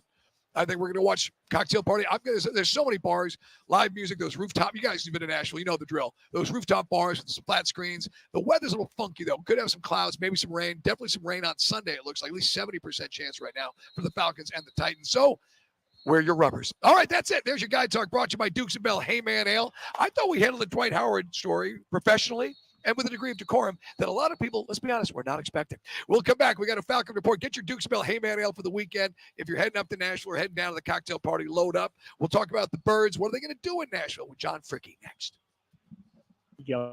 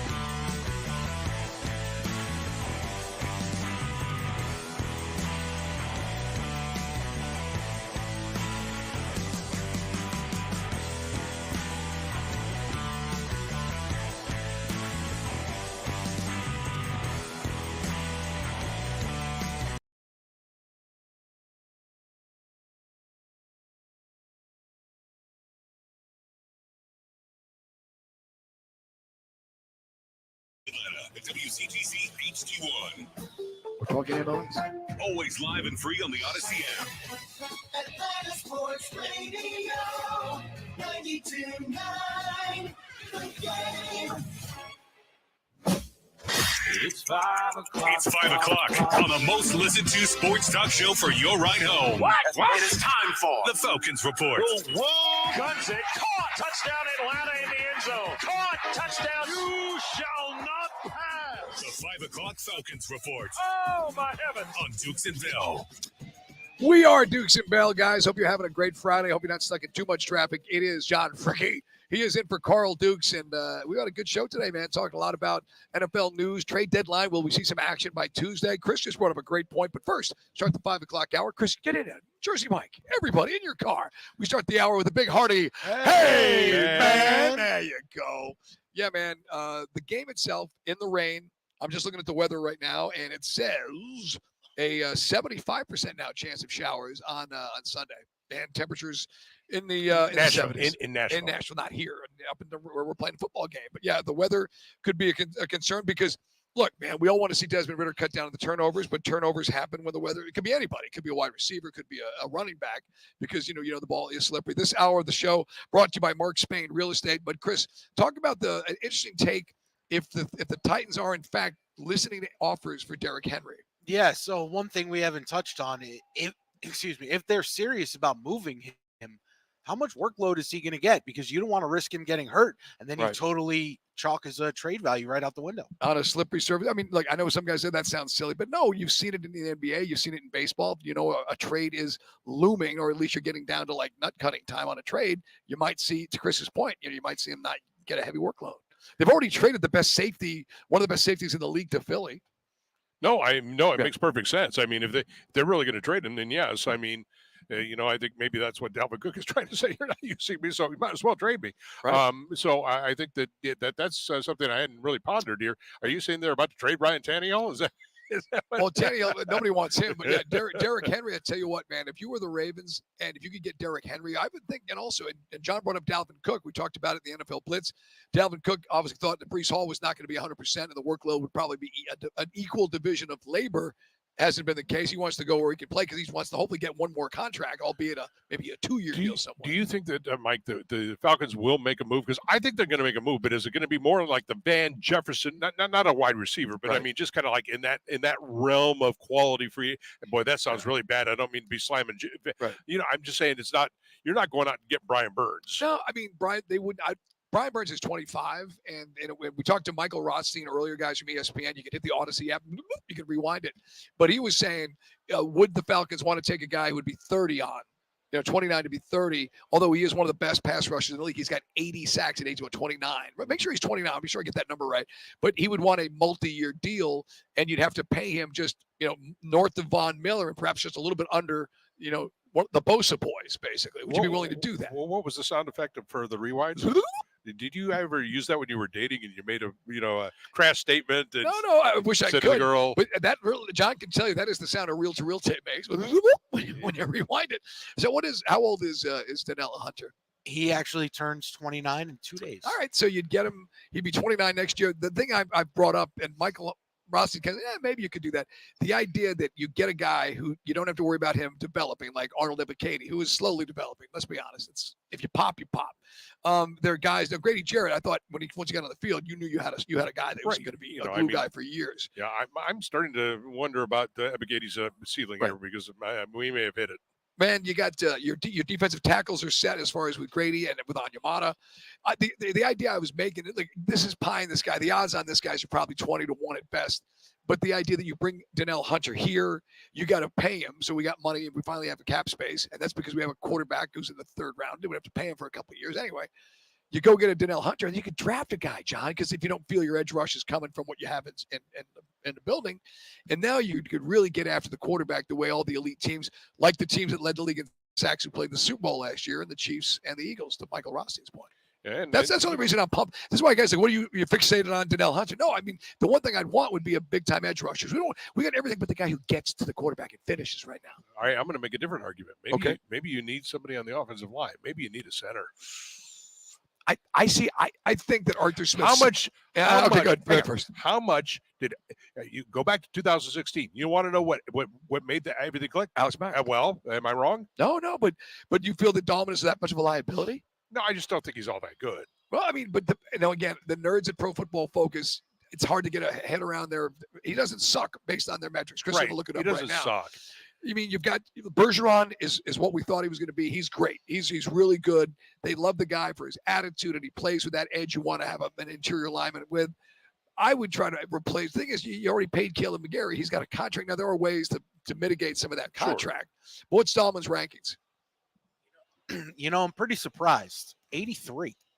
Which is pretty good. Yeah, it is pretty good. So, I mean, I would think that, and they want the fit. He's been in this offense for a couple of years. I know what you're saying, John, but I just don't think they would overturn that apple cart. Yeah, maybe not. Hey, by the way, when it comes to the Falcons, I have this guy named Toby who's tweeting at me and says, hey, John, please don't be bullish on the Atlanta Falcons just yet. No, hang on. I said I want to be bullish on them because I'm about to get there. If they win this week, Toby, right, I'm going to become bullish on them. They go to 5-3. Suddenly they'll have another road win. I think this team looks like it's ready to break out offensively to the degree that they're not going to be. Look, they're not going to be super offense, right, but they're going to be clearly, if they do what I think they're going to do, or potentially could do in Nashville, if they come home with a good, solid 24-10 win or something like that, they go and play really well. I'm going to start looking at this team and saying, okay, they are clearly the best team in the South, because I think that we're getting to a point where one good performance might give me over that hump to the fact that I think they're favorites in the South, to where, Mike, I think they're clearly the favorites in the South. I mean, you can still see us splitting with the Saints, because the Saints' history, when Drew Brees was great, they'd still lose to us. And that division rival just always seems to play in a very strange outcome. But let's just say, I agree with you. Tampa Bay has shown that they struggle scoring points. Scored 18 last night. Scored 13, 16. We hit the field goal. 13 against us. This division is a lot of meh. If Ritter can dial down the interceptions and the turnovers, then we're rolling, because the defense is a second half defense. They keep you in every game. Anytime a game's been really, even last year with Dean Pease with a completely different scheme, the core group of guys have always seemed to really rise to the occasion. One of these things is this defense continues to grow together and get better together. They haven't really done, aside from Jesse Bates, is get a lot of picks. I know you had the other one the other day, but and it was a big one, big one too. But we haven't seen them get like a pick six yet. We haven't seen them be able to really, early on in the Carolina game, certainly we had a field flipping kind of play, and then the one in Detroit too, where if you get the ball in plus territory and you do anything in the fourth quarter, start of the fourth quarter, you're in that game. I think this team has been close to, look, they're 4-3. You can say there are a couple of games, maybe even Green Bay, maybe even last week where they could have lost, but I can point to the 3 losses. You could almost say you could almost won all 3 if you played better in certain spots. The only game where you really got smoked was that Detroit game. I still think, and the Jaguars were game, in fourth quarter. Right. The Jaguars game is one where, remember, the defense only allowed 1 touchdown, and you had basically had 3 interceptions. 2 interceptions that are almost a third. And a pick six. That's the game I would have pulled and thrown Heineke in there, let Desmond watch. I know that drives some of you guys nuts. I don't think that's saying bench him forever. That's saying get him out and let's try to win a football game that's winnable, and we'll get back to the drawing board on Monday. Hopefully that's not the case. Like, it ain't going to matter because Archer's not going with Heineke, so it's a moot point. Injuries, real quick, just a few to mention. Special teamer who plays linebacker is Tay Davis. He's out with a concussion. Bud Dupree was limited with a groin injury. D led. Thanks, Mike. So the Falcons, for the most part, are healthy. And then, as Chris and we talked with Michael Rothstein from ESPN.com earlier, when Drake London only had one target and a drop, the next week he blew up. Bijan Robinson, whatever that was, and boy, was Arthur sick and tired of answering questions. Oh, no kidding. I don't. But by the way, I don't blame him. Yeah, well, there's nothing to see it. I mean, it's just the only thing would have been where there were reporters had that Arthur said, well, he was a little banged up from the previous week, which got guys saying, wait a minute, you slow rolled the injury report. But not necessarily. No, I'm saying that's one reporter's interpretation of what Arthur said. That's not gospel. No, it's not gospel, and the NFL should just let it go. And he had this headache, which occurred, within the window of like the last injury report. So there's really nothing to see here. And he played. By the way, he played in the game. It wasn't like the Falcons sandbagged it. How can you get in trouble for sandbagging an injury that still resulted in the player being on the field? Right. So that's why I'm like. And granted, it was only 11 snaps, but it was still 11 snaps. Hey, man, this portion of the program is brought to you by All Four Seasons Garage and Entry Doors. We're live here at State Farm. A little bit later in the show, we're going to hear from our man, Steve Koonin. He's the CEO. He'll be at 6. We had a really cool conversation with Robert Ory. 7 rings on that dude's hands. We'll talk to him and see what he thinks about the Hawks and all of the NBA and preview it. That'll be coming up also in the 6 o'clock. But coming up next, we spoke to Chris Lindstrom, speaking of a guy who does his job. on the Falcons and see what he's got to say about some of those penalties. How, we don't want to get him in trouble with the refs in the league, but some of those penalties early had everybody scratching their head, including Chris. It's John Fricke in for Carl live at State Farm. It's Dukes and Bell.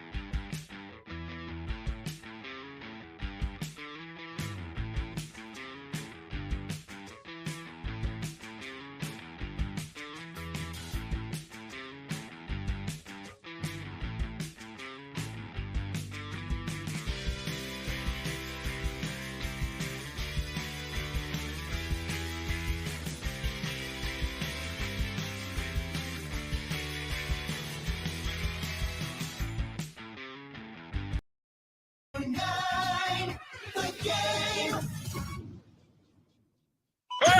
The Strong Arm Story of the Day is brought to you by John Foy & Associates Personal Injury Law. And our man Chris Lindstrom is here to chop it up with us as we had a chance to talk to Coach just a few minutes ago. And Chris, first of all, thanks as always for joining us. We appreciate you. Lots of questions, right? I mean, we hopefully can get some momentum going into Tennessee because Coach is talking about this roller coaster we've been on and, up and down, and we've got to finish. But talk to us about the O-line, man, and how you feel like your group is coming together. We talked to you before the season. You felt really good about the group. Where are we at now with the meshing and the communication and everything that's going on up front? It's been one, thank you guys so much for having me on. But then it's been a lot of fun. Really fortunate that we have a great group of guys, and the guys we added now, like Burge is phenomenal. I mean, you bring a guy in and he's just really worked as hard as he can every single day. Has been soaking up information, and Javon has been fantastic too. So it's just like the culture that we have is something that I really appreciate, and it's phenomenal getting to work every day. And obviously, not everything's perfect. It's the season, it's the NFL, and so many things come up. But the great thing is now we've had so many live reps. I don't even know what the play count is now, but we've had so many reps so far just this season together. And so being able to really communicate, talk things out, and we have a real good sense of how each other are going to play, different looks and things we're going to get. And so it's only going to get better from there, our communication and stuff like that and the feeling. But it's been a lot of fun. Well, I mean, we talked about the storylines last week. We talked about, Vita Vea, who looks like the Kool-Aid man trying to bust in, and you guys only gave up one sack. And there was a lot of video. We watched some of the 22 stuff where there's a clean pocket and everybody's giving Ritter what he needs, obviously, the lanes to throw. I mean, it just seems like Ritter, we all know there's a learning curve. How hard was your rookie year? I mean, I know the quarterback's got the most things to learn, but talk about the learning curve and how supportive you guys are of Ritter. I mean, it's so much the NFL. One, offensive line, is very physically challenging. To come in and play as a rookie. And that's something that, what Bergeron is doing is really remarkable and really awesome. But then just the mental side, talking from my own experience, like I was half, probably even less than half the player I was in year one than I was in year two. And just like the mental jump that you're able to take, because you know what it takes, what your preparation takes. And like how you have to handle different things. But Dez has been phenomenal. He's been a great leader with us. He's been great in his preparation. It's cool to watch him come in every day and watch his confidence grow and watch, his operation with us just continue to get better and better. And you can't ask for anything else. It's like I said, the same thing with the offensive line room. When you have somebody behind you that you love and believe in, it's the same thing with the backs. Like it's a really cool atmosphere that we have. Last week he comes into the huddle. We need a drive to go down and score. Is he cool? Like, what's that like in the huddle? Is he come in, his eyes are big, he's like, all right, guys, we need, we got to go down 80 yards. What's that like for you guys? Or is it just play call and let's roll? I think it's more what you just said, like the play call and let's roll. I think he has supreme confidence, and we have in each other that, all right, guys, hey, this is the situation. We have 50 seconds. I don't know what do we have, 2 timeouts, 3 timeouts? Like, hey, this is the situation. So we all know, all right, this is the situation. We got to go down there and do this. And then everybody, you just focus on your own role, right? Like, so my job, like, hey, I'm playing right guard. I got to give him the biggest pocket I can, firmest pocket I can do for him to let those guys play. And then you just have confidence and trust in each other that everybody's going to do their job and make their play. And obviously, Dez and Kyle made a phenomenal play to put us in field goal range, but that's confidence. And that comes from practice, right? That comes from doing it every single day and see it every day and belief in each other. Winning on the road is so tough. As Chris Lindstrom, guys, joins us at our Ticketmaster studios live here at Falcons headquarters. But yeah, I mean, winning on the road is tough. What could have been a 93-yard drive up from the 7. I know, obviously, the fumbles. I know that everybody said all the right things, but you guys are like, oh, come on, we got to get paid here. Some of these, but everybody rallied. It didn't become something which obviously created a distraction, or you guys didn't lose focus. Right. Obviously, you put all that work in. You want to score in the red zone, right? Right.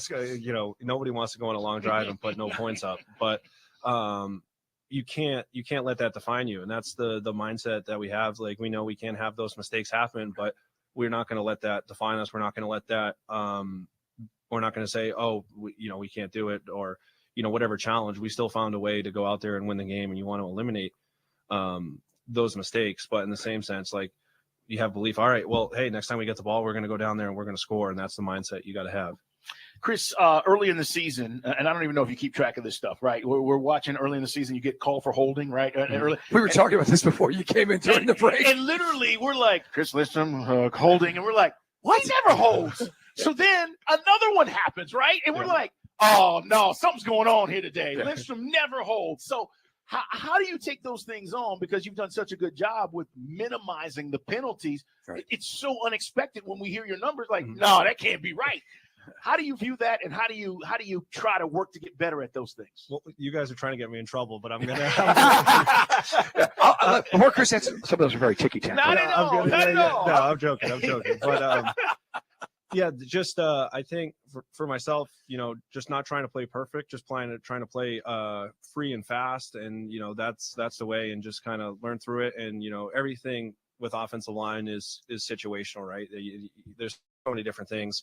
But, your job is to mitigate it. And so, releasing on different things, or, hey, I was a tick behind on this. Why was I a tick behind on this? Like, oh, I was either thinking too much or trying to give too much help here. You're like, no, just play fast and let it go. And so always trying to be introspective on it. When you're a tick behind, just real quick, I want to ask this. That causes you sometimes to react in a way where I don't have a choice. I gotta grab this guy, right? Well, yeah. Even if you're not grabbing, right? Even if you're striking, your framework is behind, right? So even if I get off on the ball on time, but if I'm, take a bad angle or not a proper angle, right? And if I'm behind, my hands are outside. Even if I'm not grabbing, a lot of the times it's the optics behind things. Gotcha. And when you do that, you put yourself in those bad situations. And so always. With offensive line play, hey, hands inside, square it up. As soon as somebody disengages, let it go. And then shoving instead of pulling when a guy goes to disengage. No, because we were talking during the commercial break. I was like, man, did you dress up as like a ref at Boston College and a video went viral or something? I don't want to put words in your mouth because it's Carl's point. Some of that stuff was real ticky-tack. Chris Lindstrom's with us. We talked with Coach. I know a lot has been made about, the team he left. He kind of left in his own image what he's doing here. So it seems like the trenches are going to be a battlefield on Sunday. You see it that way? Yeah, for sure. I joked with some of the people, we've seen thousands of hours of Titans films over the past 3 years, and so you really have gotten a real appreciation for the way that their organization is, the way they do things, and the style in which they play, and their offensive line.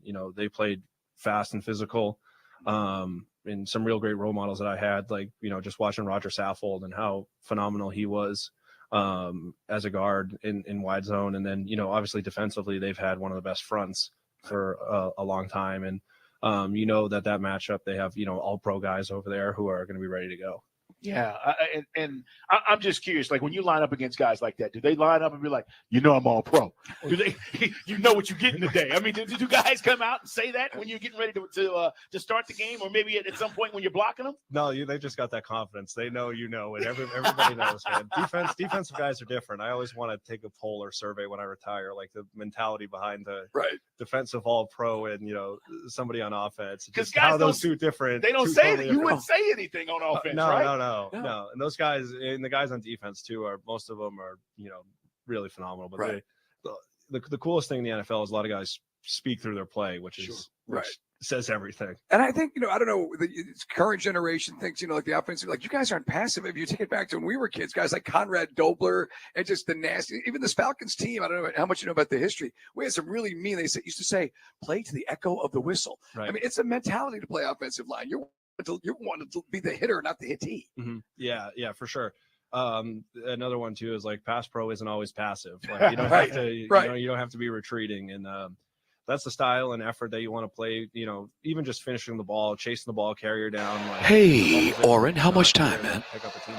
We got 4 minutes left on this. Oh wow! Is he okay? Inch, guys. Give me. Just we'll come out. I'll just real quickly tease what's going down. Yeah, I'll play you out going out. Sweet Tyler does that. From a blocking standpoint, how much easier does that make your job when you got guys that are going to hit the hole like that? Yeah, you just got to give them a crease, right? And that's what you take, the trust I talked about. The same thing with Dez. It's the same thing with those guys, and trusting each other. That hey, I get to my landmark, Drew, however it shakes out, all right, you give these guys that window of opportunity, they're going to take it and they're going to be physical. And when you see those guys being physical, it just gives you the juice to want to finish even more for them. And it's just like an infectious energy, you know. Right. When you see everybody working hard, I bet you guys see it too in this environment where like you see somebody, you know, put in the extra mile, it only makes you want to go even more. And that's a really cool thing to play with them. It is Chris Lindstrom with us, guys. Pro Bowler with us here on Dukes of Bell. That's the thing. And while we got you on the subject, tush push has become like the big buzzword the last few weeks. I like rugby. I played rugby back in the day, but I mean, are we going to see more teams adapt to this before they take this out of the rule book? Because you need short yardage. That seems like it's unstoppable. I mean, I think teams have stopped it across the league, but obviously what Philadelphia does is pretty amazing. And you know they got something definitely right, and it's cool to watch. You know those guys. Is it personnel, leverage, technique, all of the above? I don't know. Yeah. I definitely don't have the answer. Yeah. I definitely don't have the answer, but you know that's definitely a cool storyline. I'm pretty interested to see, like more as a fan perspective. Like you have zero control in what goes on, so it's just like cool to see how that will shake out across the league. What do we need to do, Chris, this weekend to get another dub offensively from where you sit and what we need to do? Obviously, our fan base wants to talk about the turnovers. That aside, how do you feel that about this game and going into this game and what we need to do to get a dub? I mean, obviously they're an amazing front, you know, great defense, going to play fast. And so, you know, with us, we're going to have to play our style. And so playing with our energy, be on our details, focus on the small things. And if we're able to communicate with each other and get those things out and play fast, you know, good things, you just got to give yourself the best chance every single week. And so just focus on the details. And that started today and, you know, the rest of this week, just focusing on the small things, like you said, and understanding the situations. Good time on the plane ride, the first road win of the year? Yeah, it's always fun. Nobody likes a plane ride after a loss. Right. It was only a 40-minute flight, but which is fine. We'll definitely take that. Right. Yeah, when you lose, though, it's 5 hours. Yeah, exactly. It's a 5-hour flight. You having fun, man? You seem like you're having a lot of fun, man. Yeah, for sure. I mean, I'm incredibly fortunate to be in this organization, be in this building, and to have the guys around us. Like, it's awesome coming to work every day with a group of guys. Putting it in every single day. And then, you know, obviously, you know, you want to be 7-0 right now, but understand those challenges that we have things to work on and work towards. But it's just thankful. Are you ready for the mentioned a few times to us and on the media, everyone has everyone's back. That this is really, I mean, not a college, almost like a college, but I just seem like everybody's on the same page. Yeah, it's really cool. And, you know, I haven't been in a different team, but, you know, people have said how this is special and how it's not everywhere. And I think there's true buy-in from offense. 30. You know, those that was always our thing when we were going out. We always play it. It was always the running joke. Are you ready? Good time, fun time. It's funny to hear that song sung in a Jamaican accent by my buddy. This week, right? Coming on this show, some things have happened to some of these players. Yeah. Sounds We're gonna have low. a special game this week, Chris. I appreciate it. All right. He's gonna get it. Chris Lindstrom. Thanks, man. We got to go build on these wins, man. So hopefully we can do that. Thank you so much. Thank you, guys. All right. Chris Lindstrom, guys, here on Dukes and Bell. Good dude, man. One of our buddies. You know, watch him go out and get 3 holding penalties. I'll blame Carl. It is Dukes and Bell. We're live at State Farm, man. It's the Hawks and the Knicks tonight. We're going to talk to the CEO, Puppy K at 6. But next, we're talking some college football, the road to the championship. A lot of folks are on the road to Jacksonville right now. Appreciate you listening to Dukes and Bell, the #1 sports talk show in town. Fricky's got questions. He wants answers. You want the truth? I want answers. You can't handle my answers next. Now, you're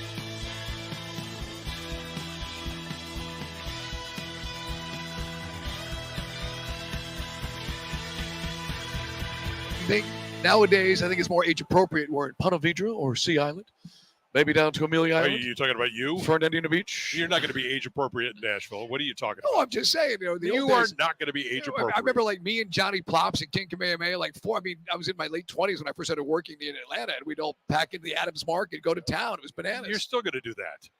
Well, not with 4 guys. I mean, at this point, you got to have some individual space. I think, like if you're 4 grown men and you're still sharing a hotel room on a football weekend, you got issues, man. Yeah, well, Or somebody in charge of booking the room screwed up. You're that or you're Right. Dwight Howard. I don't want to See that he said that. I was trying to take the high road with this. Yeah, believe me or not, I actually did. No silly jokes about large women's hands or anything like that. We've been keeping it out above board today. Hey, man, we were talking earlier before the show today about college football.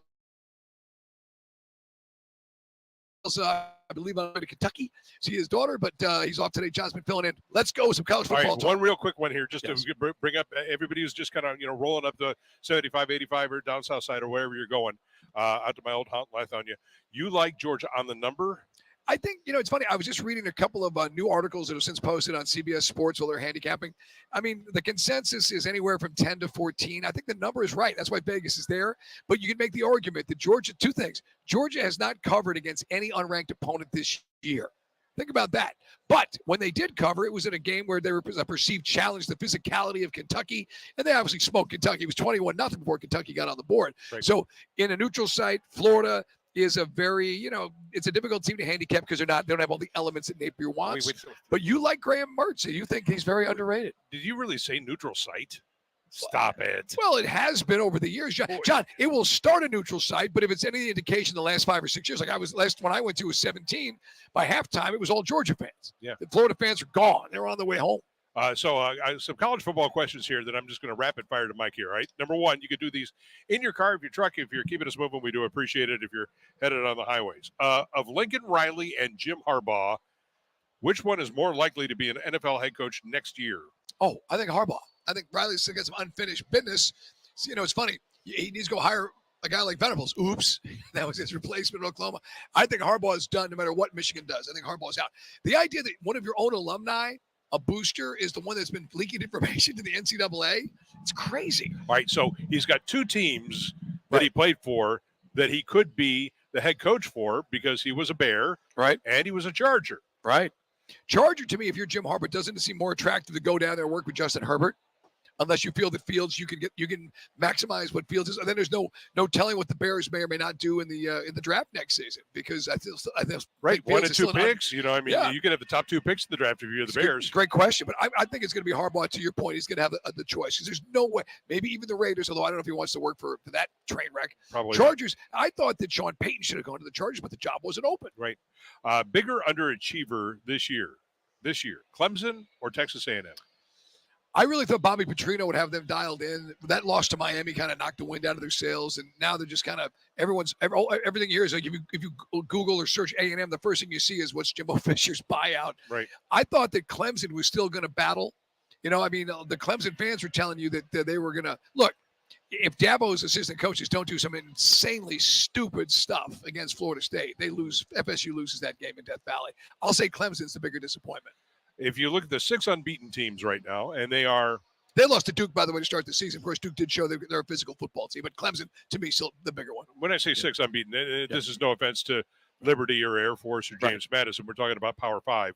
6 unbeaten teams left. Michigan and Ohio State. Obviously, they'll meet in Ann Arbor later this year. Georgia, Florida State, Washington, Oklahoma, Michigan, Ohio State, Georgia, Florida State, Washington, Oklahoma. Does Florida State have the easiest road to 13-0? Got to play Miami in a rivalry game. You got to play Florida in a rivalry game on the road in Gainesville. But again, I think that Florida State, the only thing which can hurt them is if Jordan Travis tries to force the ball into some tight windows. He did that against Duke. That was a pick 6. He does sometimes have the penchant. He did that against LSU. If he just, does things the right way, Florida State's not going to lose a game. They do tend to have letdowns. If you feel that a team like FSU's letdown was the BC game, they won't let that happen this week against Wake or next week against Pittsburgh. Okay. Then I'm going to say FSU's got the easiest role. Because Michigan, Ohio State, winner. Right. Michigan's still got to play Ohio State. They got to play Penn State. Right. In Nittany Valley. And then, and just maybe Frank. But again, do you really ever believe Franklin's going to beat a top 5 team? At home, maybe. At home, yeah. You're in Happy Valley. You're, I know. I just don't get the whiteout thing working. I just that don't kind of see stuff. it. Yeah, I mean, my in-laws are all Penn State people.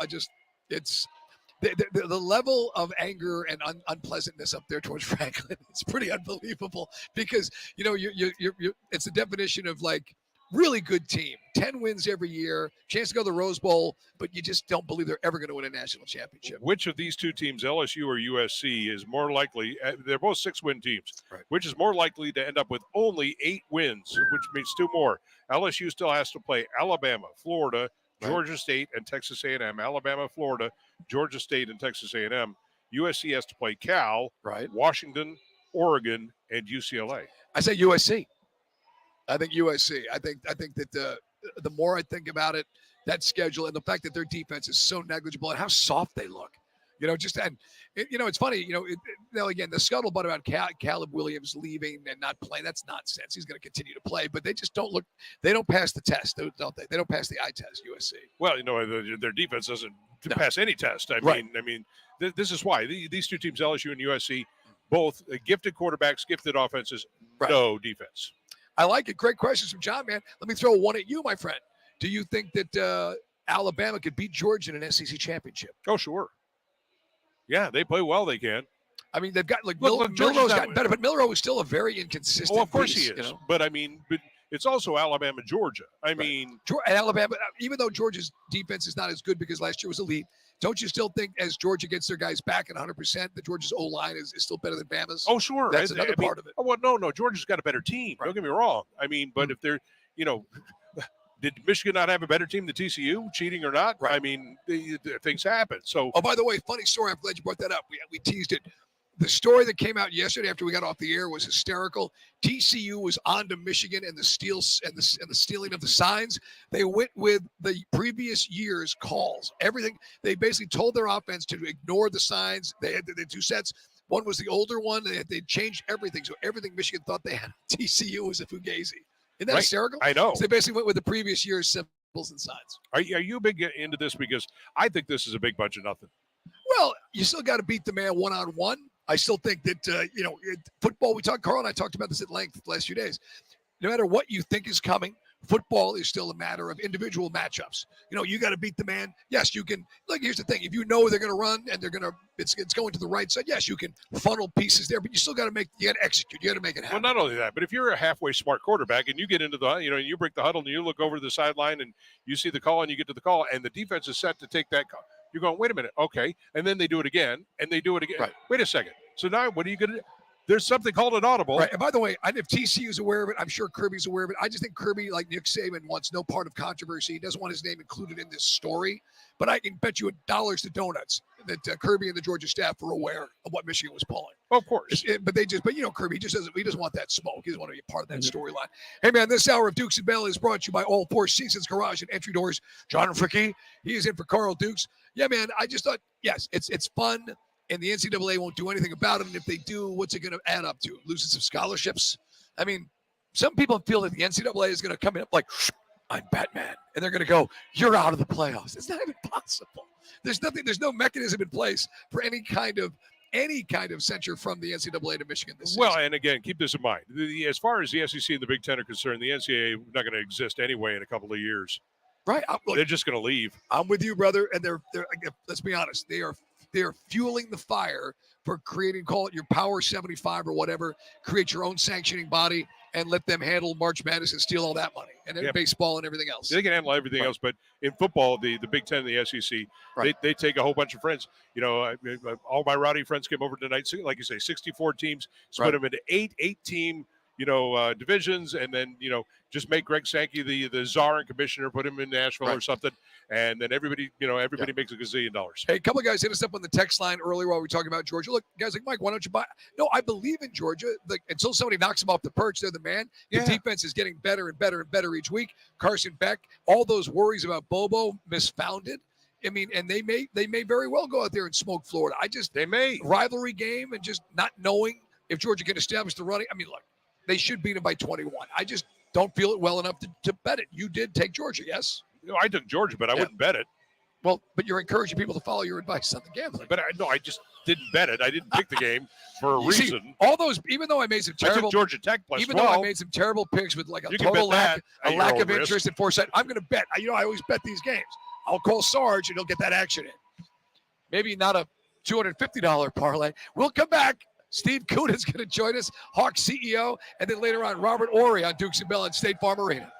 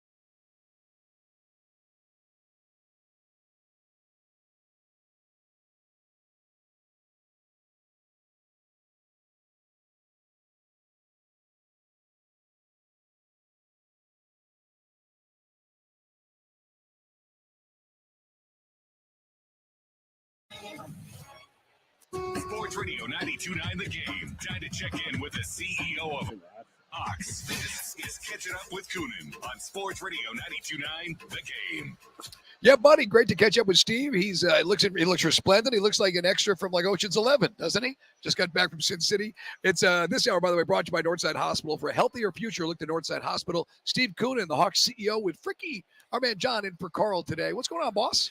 Opening night, baby. Yeah, man, good energy. Great energy. Great energy. Sold out crowd, standing room only. Hopefully we bring it tonight and teach the Knicks home court advantage. And Trey continues his saga as the Knicks beater. Yeah, if he bows, that would be a good thing. It would be a great thing. And, of course, T-shirts for everybody, a little red out. It's going to be a great atmosphere for Atlanta Hawks basketball. A little bit of a disappointing start to the season, a little bit of a cold shooting night in Charlotte the other night, but nothing that can't be rectified. You know, as Quinn said, it's game one. And you could see, you know, we had flashes of brilliance and disappointing results, but it's game one. We got 81 more to go. Yeah, man, did have a bigger lead. I think it was an 11-point lead, 9-point lead at some point. I thought that, you know, like it was an off-night shooting for Trey and DeJounte, but then Trey, when he hit that big three late, you still felt you had like a puncher's chance to win that game. And I love Jalen Johnson. I think the rookies are going to show. I want to see more A.J. Griffin. But Jalen Johnson had a great night. You know, I believe that's one of the secrets to our success is how he goes. And he was great. I think he was like 7 for 10, something like that, and played an all-around game. And, you know, the defense looked more aggressive. And, you know, Quinn's plan, if we don't take 43s in a game, then we did not fulfill our plan. So, unfortunately, we were cold. Yeah. You know, that nobody could hit it. Charlotte was only, I think, 27%. Nobody could hit a three last. But that 10% delta between the two of us would have made a difference. But we're on to Atlanta, and we're here. Right. And it's exciting, and the building's going to be electric. I saw a few Knicks fans at the door. We told them their door was broken. So Steve is with us, guys, the CEO of your Atlanta Hawks. This year, you stepped up. We talked about, re-signing or extending DeJounte Murray. Then right at the deadline, every other NBA team was making the same money moves, the way their calendar year works. And then we get Okongwu on an extension. We've loved his game, and now I'm curious to see how Quinn gets him more involved in the front court, and let's just say in the half-court offense. Yeah, and Kyle Korver was just talking with us, and he's been working on him on his three-point shooting. So you develop a guy with that kind of rebounding, that kind of tenacity and athleticism who can become a threat outside, you really have something. Steve Coonan with John Fricky filling in for Carl Dukes alongside Mike Bell. All right, so now this is really where it's only one game in, I know, and it didn't quite go the way we hoped, but we're now officially into the Quinn Snyder era of the Atlanta Hawks after he took over, 20 games ago last year. What do you think this team's identity will be moving forward with Coach Snyder? What do you see not only with this team, but what Quinn wants to do and build here? I think what you're going to see is a team that last year was very porous in the paint. And I think you're going to see a team that this year does not allow a lot of points in the paint. Right. And we will celebrate defensive 3-second charges. We had one in the preseason, and the referee thought we were mocking him because the bench erupted when you had a technical called on the team. Right. It's a little backwards thinking, but that's exactly the right thing. Pack the paint, pack the paint. It's very hard to defend the three and the paint. Right. So if we can defend the paint, throw them out to the three, we got a really good shot. Steve, we talked about Trey last year. And I mean, look, for some fans listening right now, they go, look, do your job. I didn't ask you to be a leader. The leadership thing is kind of a gray area, but I thought he showed leadership after the Charlotte game by saying, look, I got to be better. I can't shoot like this. And, and that's what I think I wanted to hear that last year. I love it. Well, what I really respect about Trey is that he's grown. We forget this is season 6. He came here as a 19-year-old kid, and he's now taking responsibility. He's now leading his team. He's now somebody that the younger guys are going to, and, he's certainly not an OG, but he's not a rookie. And we've seen a lot of that, and he and Quinn really have connected, and I think there's a lot of upside to this. So I'm extremely pleased. Trey is the most dynamic offensive player in the league. Some of the passes, what he did with Jalen off the backboard, I mean, that's worth your money right there. But leadership, very hard for early 20-something guy to feel like he can lead a team. But now he's getting into that sweet spot and doing a really good job. Hawks CEO Steve Coonan. Steve, lot to like about the team and a lot of players that I really like. But I want to ask you about what seems to be a continuing sore spot in DeAndre Hunter, and just not seeing the kind of game from him I think that we all want to see. I mean, I since we're face to face, I'll be more polite than I would over a remote radio, and you're bigger than me.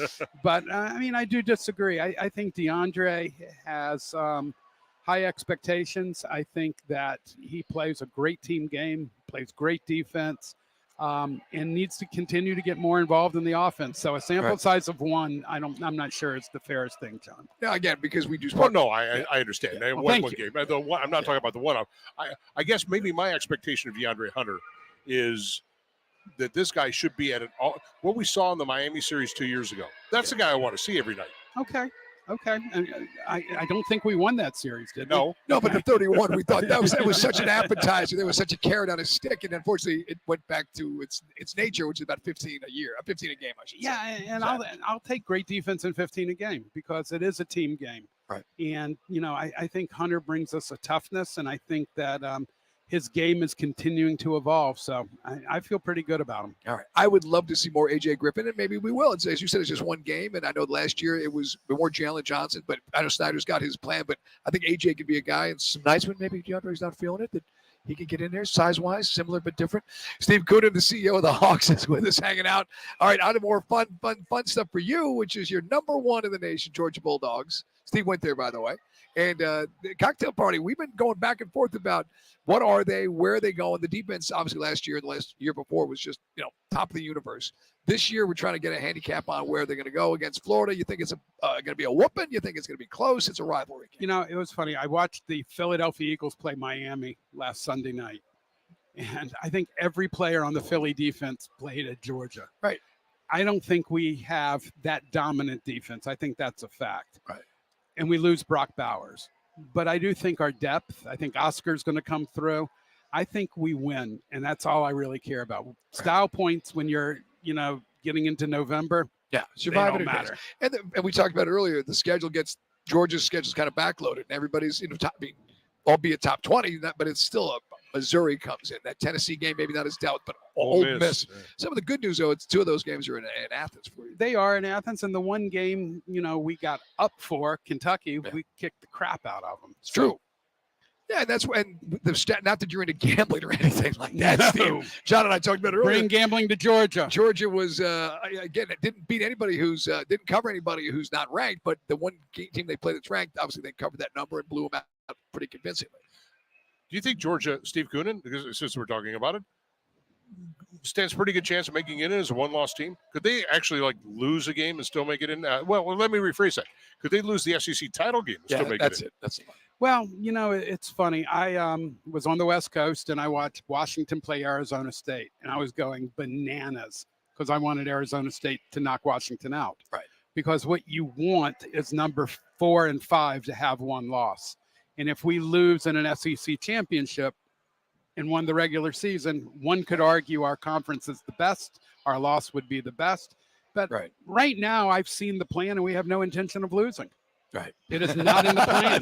Well, one of the things, I know that Carl and I had to defend Mike Bobo because, when Bobo was his first go-around, those teams, no disrespect to Coach Rick, but those teams weren't as well-rounded as Kirby's teams, where every game seemed like would come down to one possession or one play by the OC, where this year I thought Becky's done a nice job, and I don't think there's anything to complain about with the offense. No, I don't either, but I also think the quality of players that Kirby's recruited compared to, what Mark Rick had brought in, apples and oranges. Right.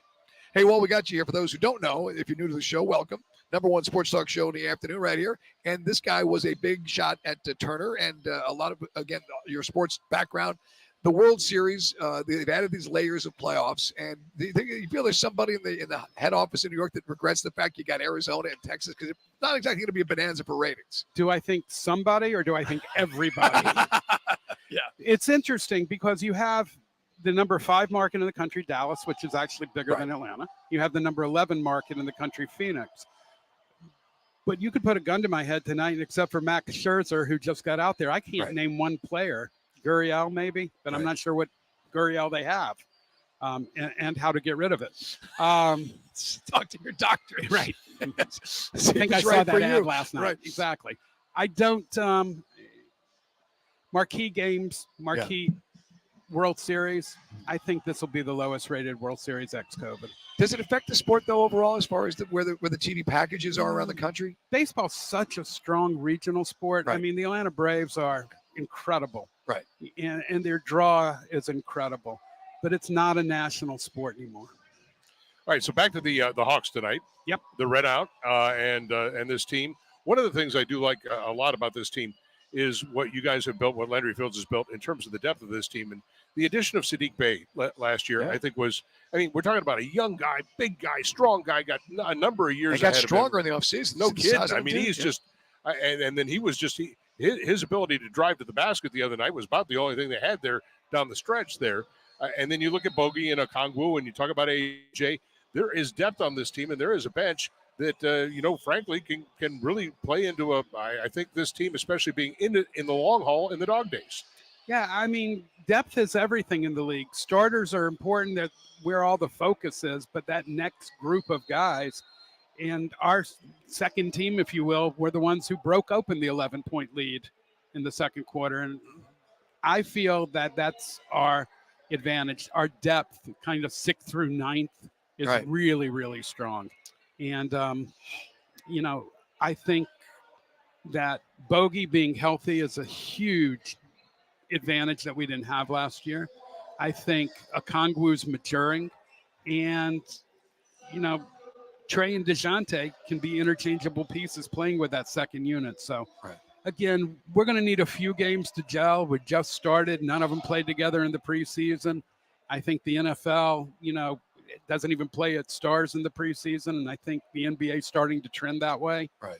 And I think it's going to be very exciting to see when we get it together. And what Trey said, on media day and subsequent interviews last few days, it just seems like maybe Quinn was the secret sauce and just Nate there. For some reason, it just didn't fly the way we thought it was. But now where we thought Trey moving without the ball, getting some open looks, and maybe getting back to leading the league in three-point shooting, which I kind of expected was going to happen last year. So much of sport is habits. And when you're winning and using good habits, but when adversity comes, that's really the test. Right. And now we have to see how we stand up to the test. I've said for a long time, I've been around here, I go way back, okay, way back. This town at one time fell in love with this team. Now they did in the 60-win season, but back in the Dominique years, Hubie Brown, this town and Fridello started to fall in love. This town wants to fall in love with this team. Not that they don't love it, Steve, but I mean, they want to go bonkers for this franchise. We like bonkers. We sold out 41 games last year. Attendance, tickets, Hawks gear around town. It's happening. Right. What I think we all want is every year to compete for a championship. That's what you're saying. I was here in the Dominique days. Right. And you want to believe that. That's why we love Georgia. Why we worship Georgia is because every year we believe we have a chance. And that's where we have to get to. And we will get there. All right, man. It's 42.5, by the way, the over-under for victories this season. Did you know that? I did, because I heard Bill Simmons think it was the single best pick. Nice. All right. I've been burned on that one before. But I am not giving gambling advice. I am not giving gambling advice because it's not legal in Georgia. Right. However, if you call your state representative, Yes. we can remedy that. I know. And then I got to get on the Steve Coonan bus here because I'm with him. I know. Me too. Vote early, vote often. Let's get gambling in this downtown. Hey, man, we always appreciate your relationship with us in the station. You've been a great friend for years, man. Can't wait. Let's get the Knicks tonight, baby. let's go get a win. All right. Sounds good. Take care. That's our man, Steve Coonan here. Fricky is in for Carl. We come back. Robert Ory joined the show the other day to talk about the NBA season, what he thinks about this Hawks team. Do they have the minerals to get it done? We'll come back to State Farm. We're going to have some fun, man. And, of course, pregame with Mike Conti. You'll hear that along with Bang, Steve Holman and the crew. Everything right here on 92.9 The Game.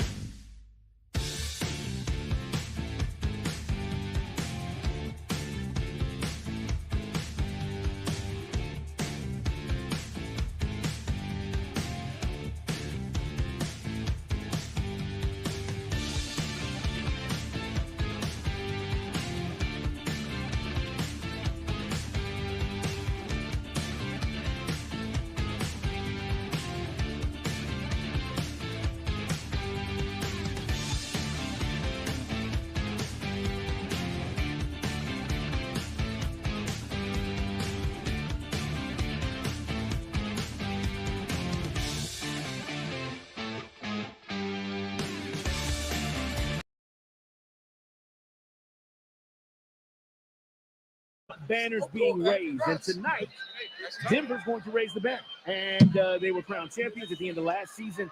Robert, here's the deal with this. And I got to start there because they're the defending champs. But, the West is still loaded. We'll talk about the Bucks and the Celtics and everybody else. But do you think Denver's getting the respect they deserve? It's been a quiet offseason, hasn't it? It's been a quiet offseason for them because they lost some key players. They didn't really pick anybody up. People thought that was a major move for them. So it's been quiet other than them talking a lot of trash about sweeping the Lakers instead of talking about them beating the Heat, who they won the championship against. You're right. Exactly right. But, Joker, I mean, it's funny, Robert, because Joker is a combination of, he doesn't look like he's all that athletic, but the guy just makes it happen. I mean, I know you're an OG. Where would he stack up in the old days? How would he do? He would have stacked up because he's an old school player. And if you watch the way he plays aggressive. He doesn't have any friends. He beats everybody up. And he doesn't help anybody off the floor. Mm-hmm. He don't care if you're an owner. You grabbing the ball. He's taking it from you because the game must continue. And he's just the type of old school player that people appreciate and love. Robert Horry joining us, brought to you by Bet Online. All right, so Giannis gets another bag, right? 3 years, 186. Robert, man, this money is crazy, by the way, bro. It's crazy. So he gets the bag, but is that the best team in the East? Is it the Celtics? Is it the Bucks? Is it the Cavs? Knicks? Who's the best in the East? I'm going to say this, man. I think if Porzingis can stay healthy, it's going to be the Boston Celtics. Because if you look at that squad, man, Drew Holiday's over there. Milwaukee gave up on him. So that right there, when they play Milwaukee, he's going to go at their head. So I think, to me, the team to beat is going to be the Celtics because they got 4 guys over there that can flat out score. Everybody's talking about what the Phoenix Suns had, but the Celtics have 4 guys who can put the ball in the basket. Robert, the thing is, and I know that Coach seemed at times like he was over his head in the playoffs. It seems like they just miss Ime Udoka. Ime Udoka seemed like he was a dude that brought everything together for that squad. You buy that? Nope, he lost too. So I don't buy it. At the end of the day, it's about the players on the court and who's getting hot. And you think about it. The Heat were on a roll. The Heat beat Milwaukee. They beat the Celtics. When a team gets on the roll, it doesn't matter who's the coach. It just matters if the guys are able to stop someone and, if they're able to, overcome when teams make runs. Because if you look at that Miami Heat team, outside of Jimmy Butler and Bam, there's nobody you would probably say can start for any other teams other than the Heat. They just played out of their mind. So hats off to the Miami Heat. Big Shot Bob, our guest here on Sports Radio 92.9 The Game. NBA season opens tonight for our Hawks. It's tomorrow. They're at Charlotte, and then they are home Friday against the Knicks. Right here on Sports Radio 92.9 The Game. All right, Robert, they're getting long in the tooth, bro. And I'm talking about the Warriors. And they add CP3. And I'm like, all right, that's cool, but y'all are still getting older. What gives me any hope that they're going to do something this season? Man, I played against CP3, so you know they get older. Hey, they got older and shorter. I think, you have to start CP3. You think about it. Then you start, the Splash Brothers. And where do you go? Do you bring Wiggins off the bench? You move Draymond to the 4 and put Clowney in. That's the move I would make. And just tell Wiggins, I need you to be the 6th man of the year. Because you're going to need some size, man. And they're just right now, even though the Splash Brothers are still the best shooters in the game, they need some size. Because at the end of the day, you got to go up against Jokic, AD, and that's just the guys in the West. So they need some size. Yeah, it wouldn't be the NBA without some soap opera. News dropped yesterday from a story out West Coast that apparently Steve Kerr was asking Draymond to take Jordan Poole out for some dinner and mend those fences. And Draymond's like, hell no. Do you blame him? And first of all, Draymond would have to probably ask that, but I know Jordan Poole was the one to be saying hell no. But it doesn't really matter. Poole has moved on to the Washington, so he doesn't really have to worry about that. Now he just has to worry about his relationship between CP3. You never saw a teammate punch in the face, did you? Or did you? Yes, I have. Not like that. Exactly. There you go. Not like that. You get guys to fight, and they don't just straight off like that kind of punch. That right there was that was a widowmaker when I saw that. And for me, you get guys who fight, they push, but they don't really just try to hurt anyone because they know at the end of the day that's their teammate, that's their brother, and they got to go to battle with them on the court. 7-time NBA champ Robert Horry brought to you by Bet Online with us here on Dukes and Bell. What are you going to do with the beard, Robert? What are they going to do with a guy who don't want to be there? He's already called out, the general manager, and always seems to disappear in the big moments in the postseason. Unlike you, loser. Hey, it's gonna be hard to say. And if I'm an argument, I love James Harden. I love his mom. I know. I've been knowing him for a long time.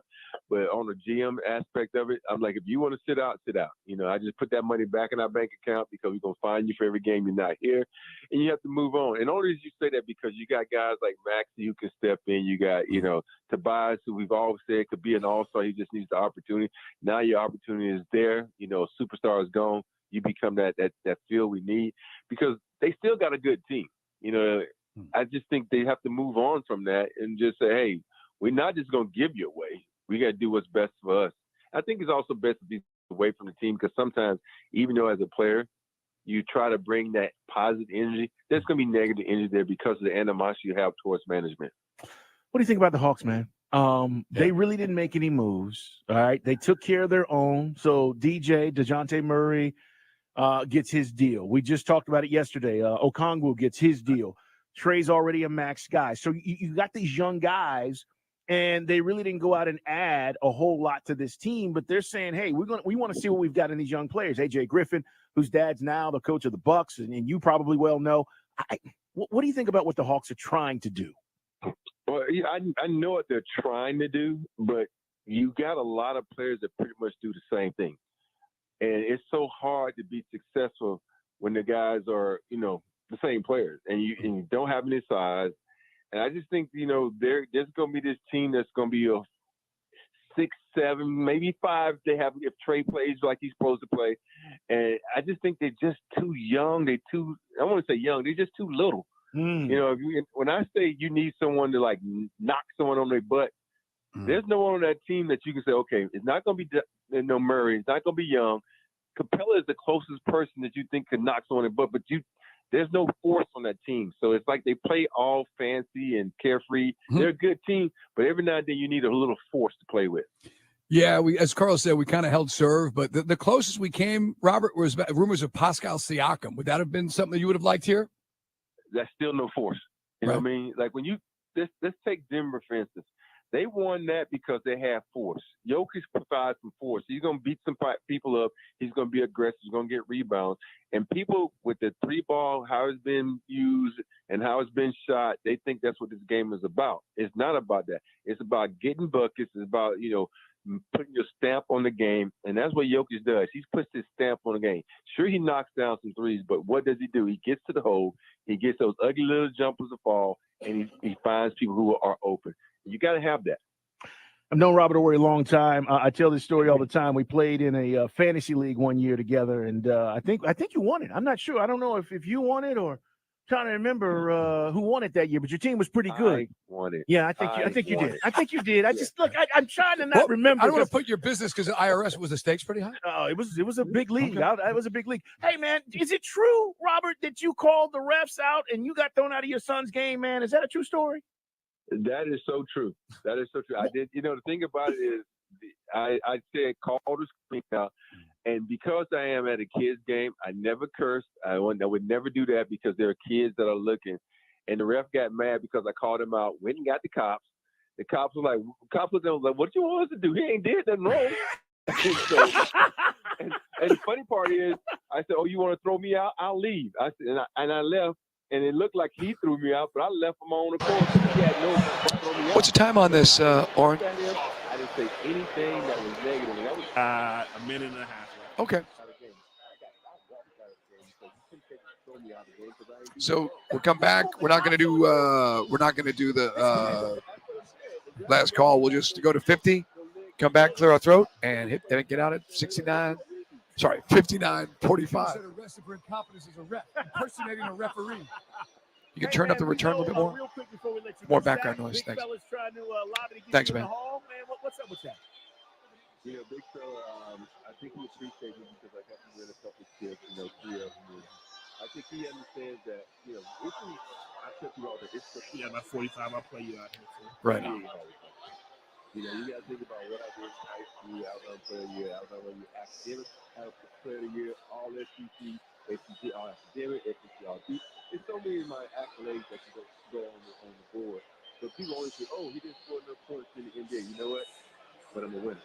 I did exactly what the team actually do. Did I score some more points? Yes. Did I grab some more rebounds? Sure.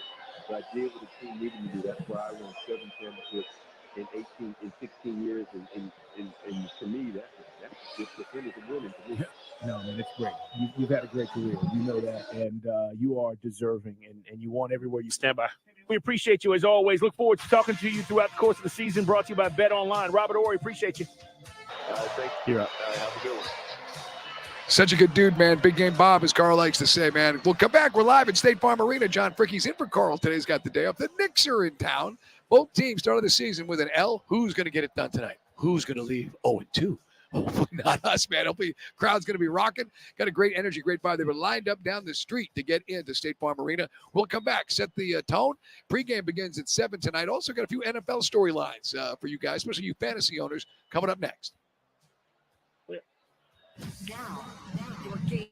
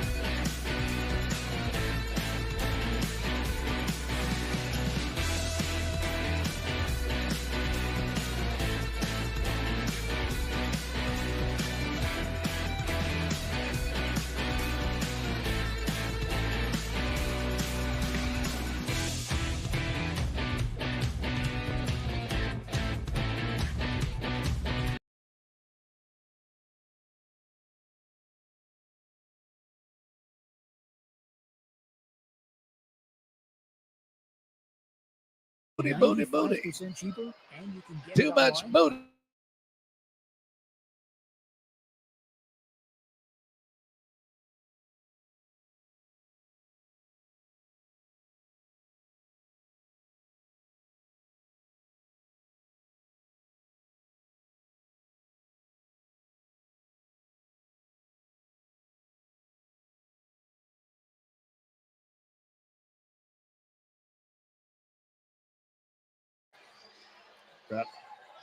Hey, man, it is a Dukes and Bell. Man, it's raucous here at State Farm. Home opener against the Knicks.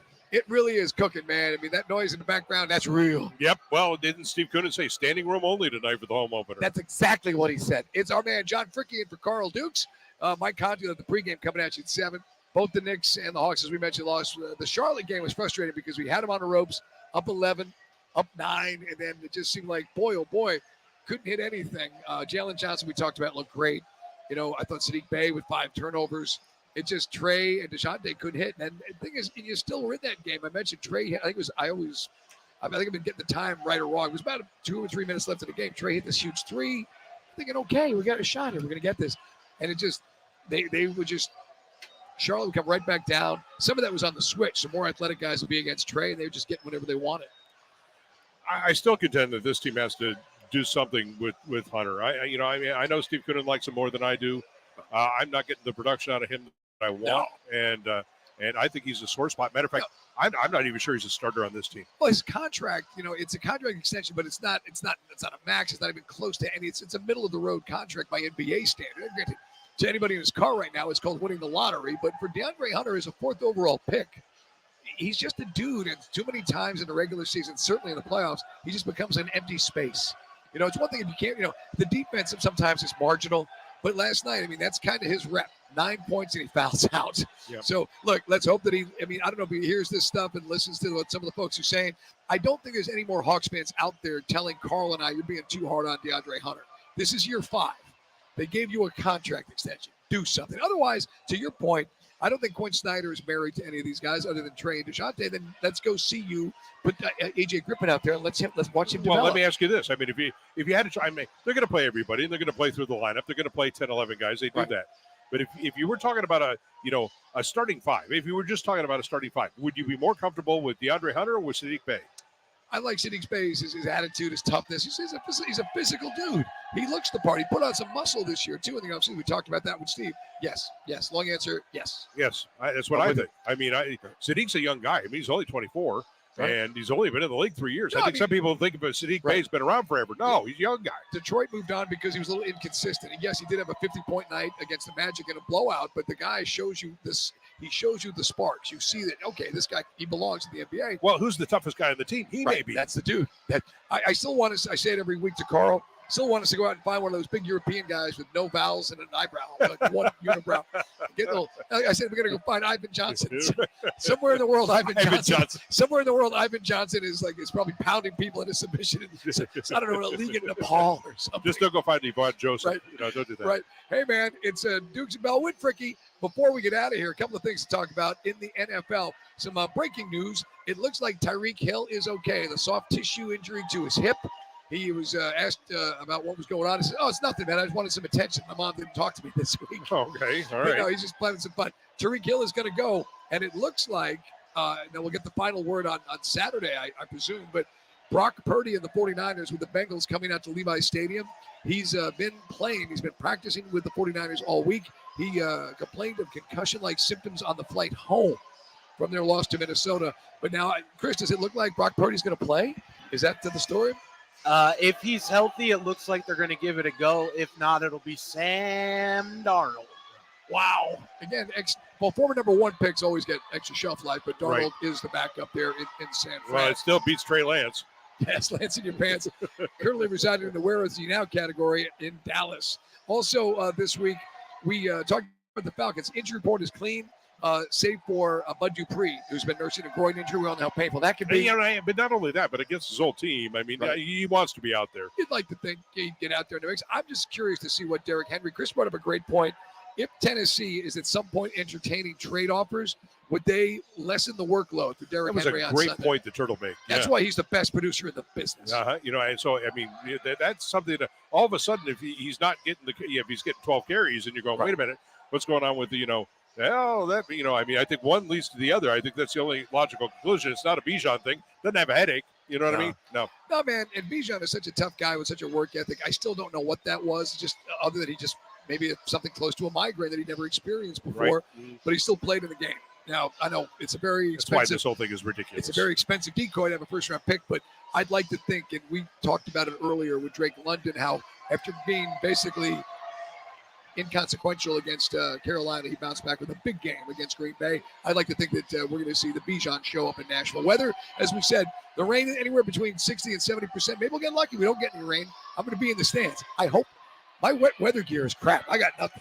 Well, that's why REI got made REI. I mean, yeah, but I mean, I got like this But as far as my Falcons, Cabela's is closed up there, my right? Falcons all weather gear is negligible. I mean, you want to represent. Like we were up there in Charlotte last year. Carl and I were freezing our butts off. Oh, that's so nice. A guy brought his niece to the game. Anyway, it was. You see that? Yeah, I see that. Yeah, I hope it's his niece. Good God. Yeah. Sorry, I digress. But no, we were up there in Charlotte. And he bought something. I love football and I love golf, but not enough to be sitting there in driving rain like we did in the grenade toss game with Mariota. Yeah, right, that thing. When two guys sitting there in front of us in Carolina turned to me and Carl and said, "What the blank was that?" We have no answers to that. But yeah, hopefully we get some good weather. There's a number of Falcons parties up there in Nashville, so get on board. What do you think, man? You think physical, but you like the under? It's 35. So basically Vegas says no points are getting scored. This one's 17-14. I mean, even to go over, you need to be 20-17. That's still incredibly low for an NFL game. Yeah, well, unless you get, maybe short field turnovers. I mean, you can't know. I mean, Is it 30, Chris? Is it 38 or is it 35? Or just an update because it's been moving around a little bit. It opened, I want to say, at 38.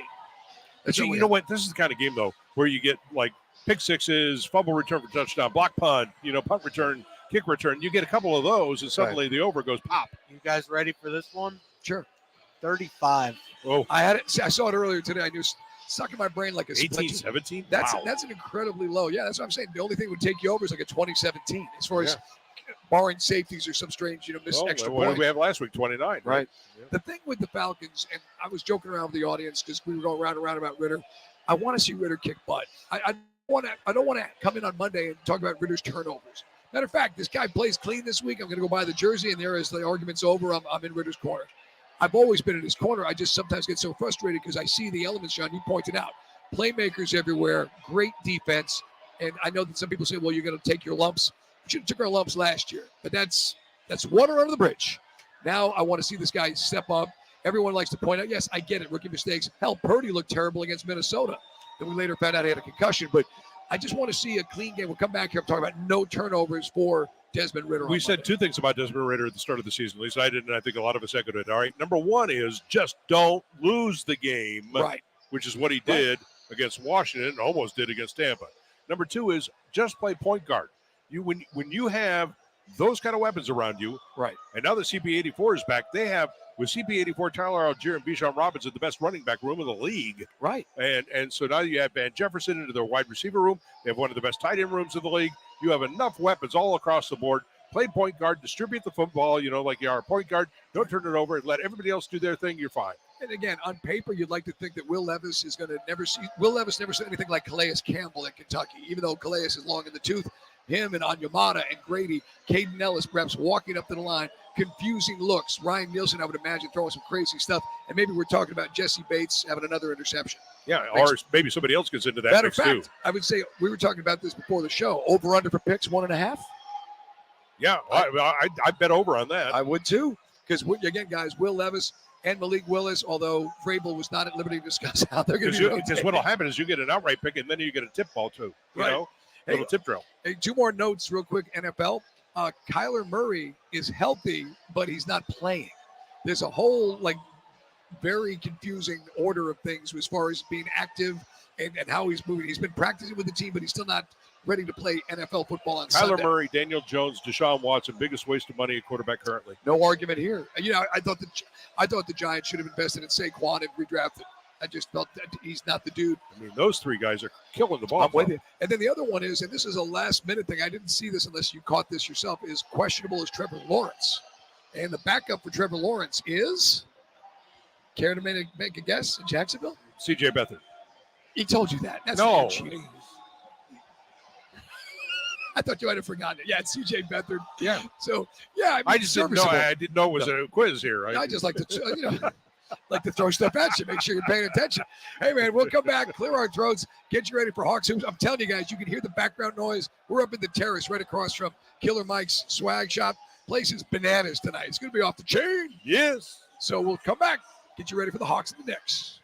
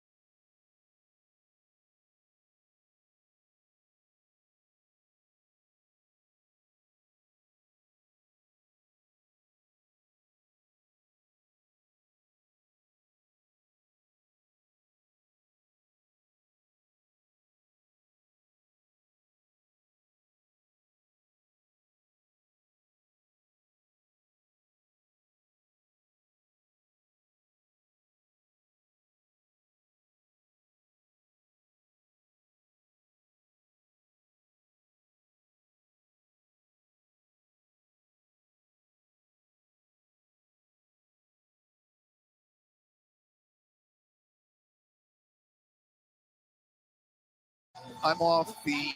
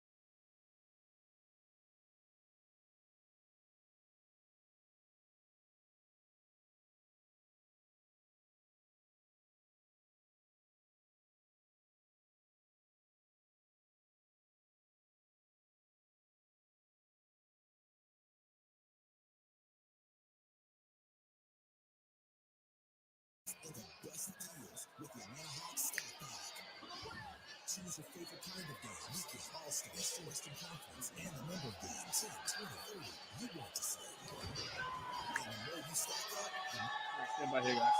the playoff priority, food and beverage value, and the best seats at an awesome price. Stack up.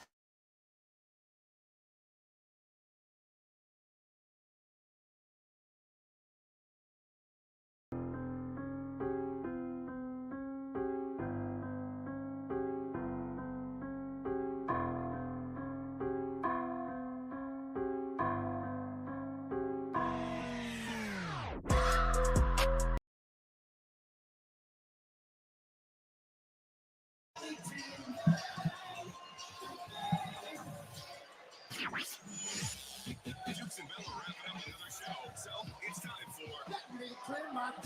Yeah.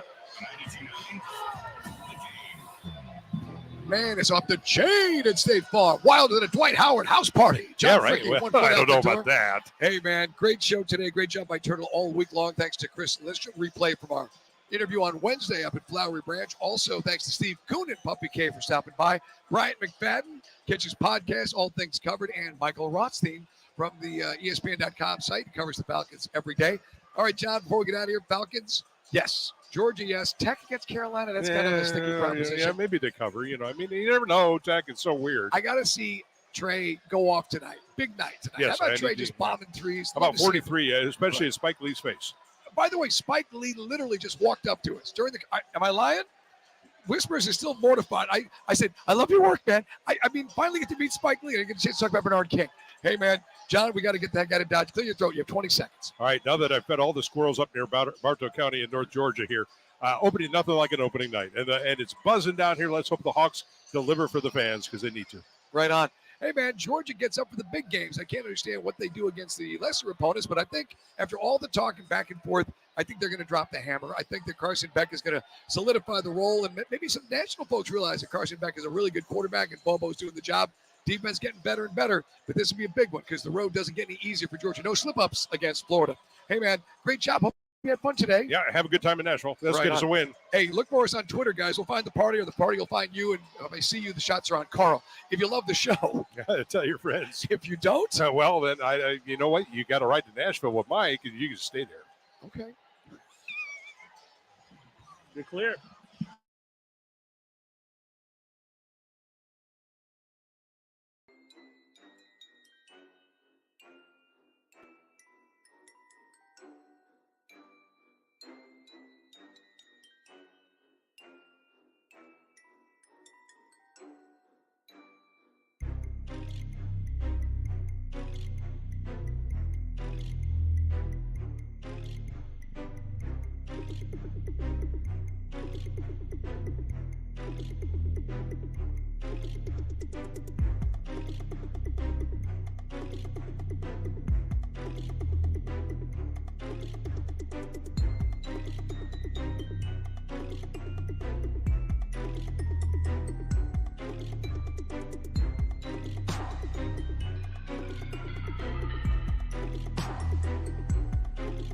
Network.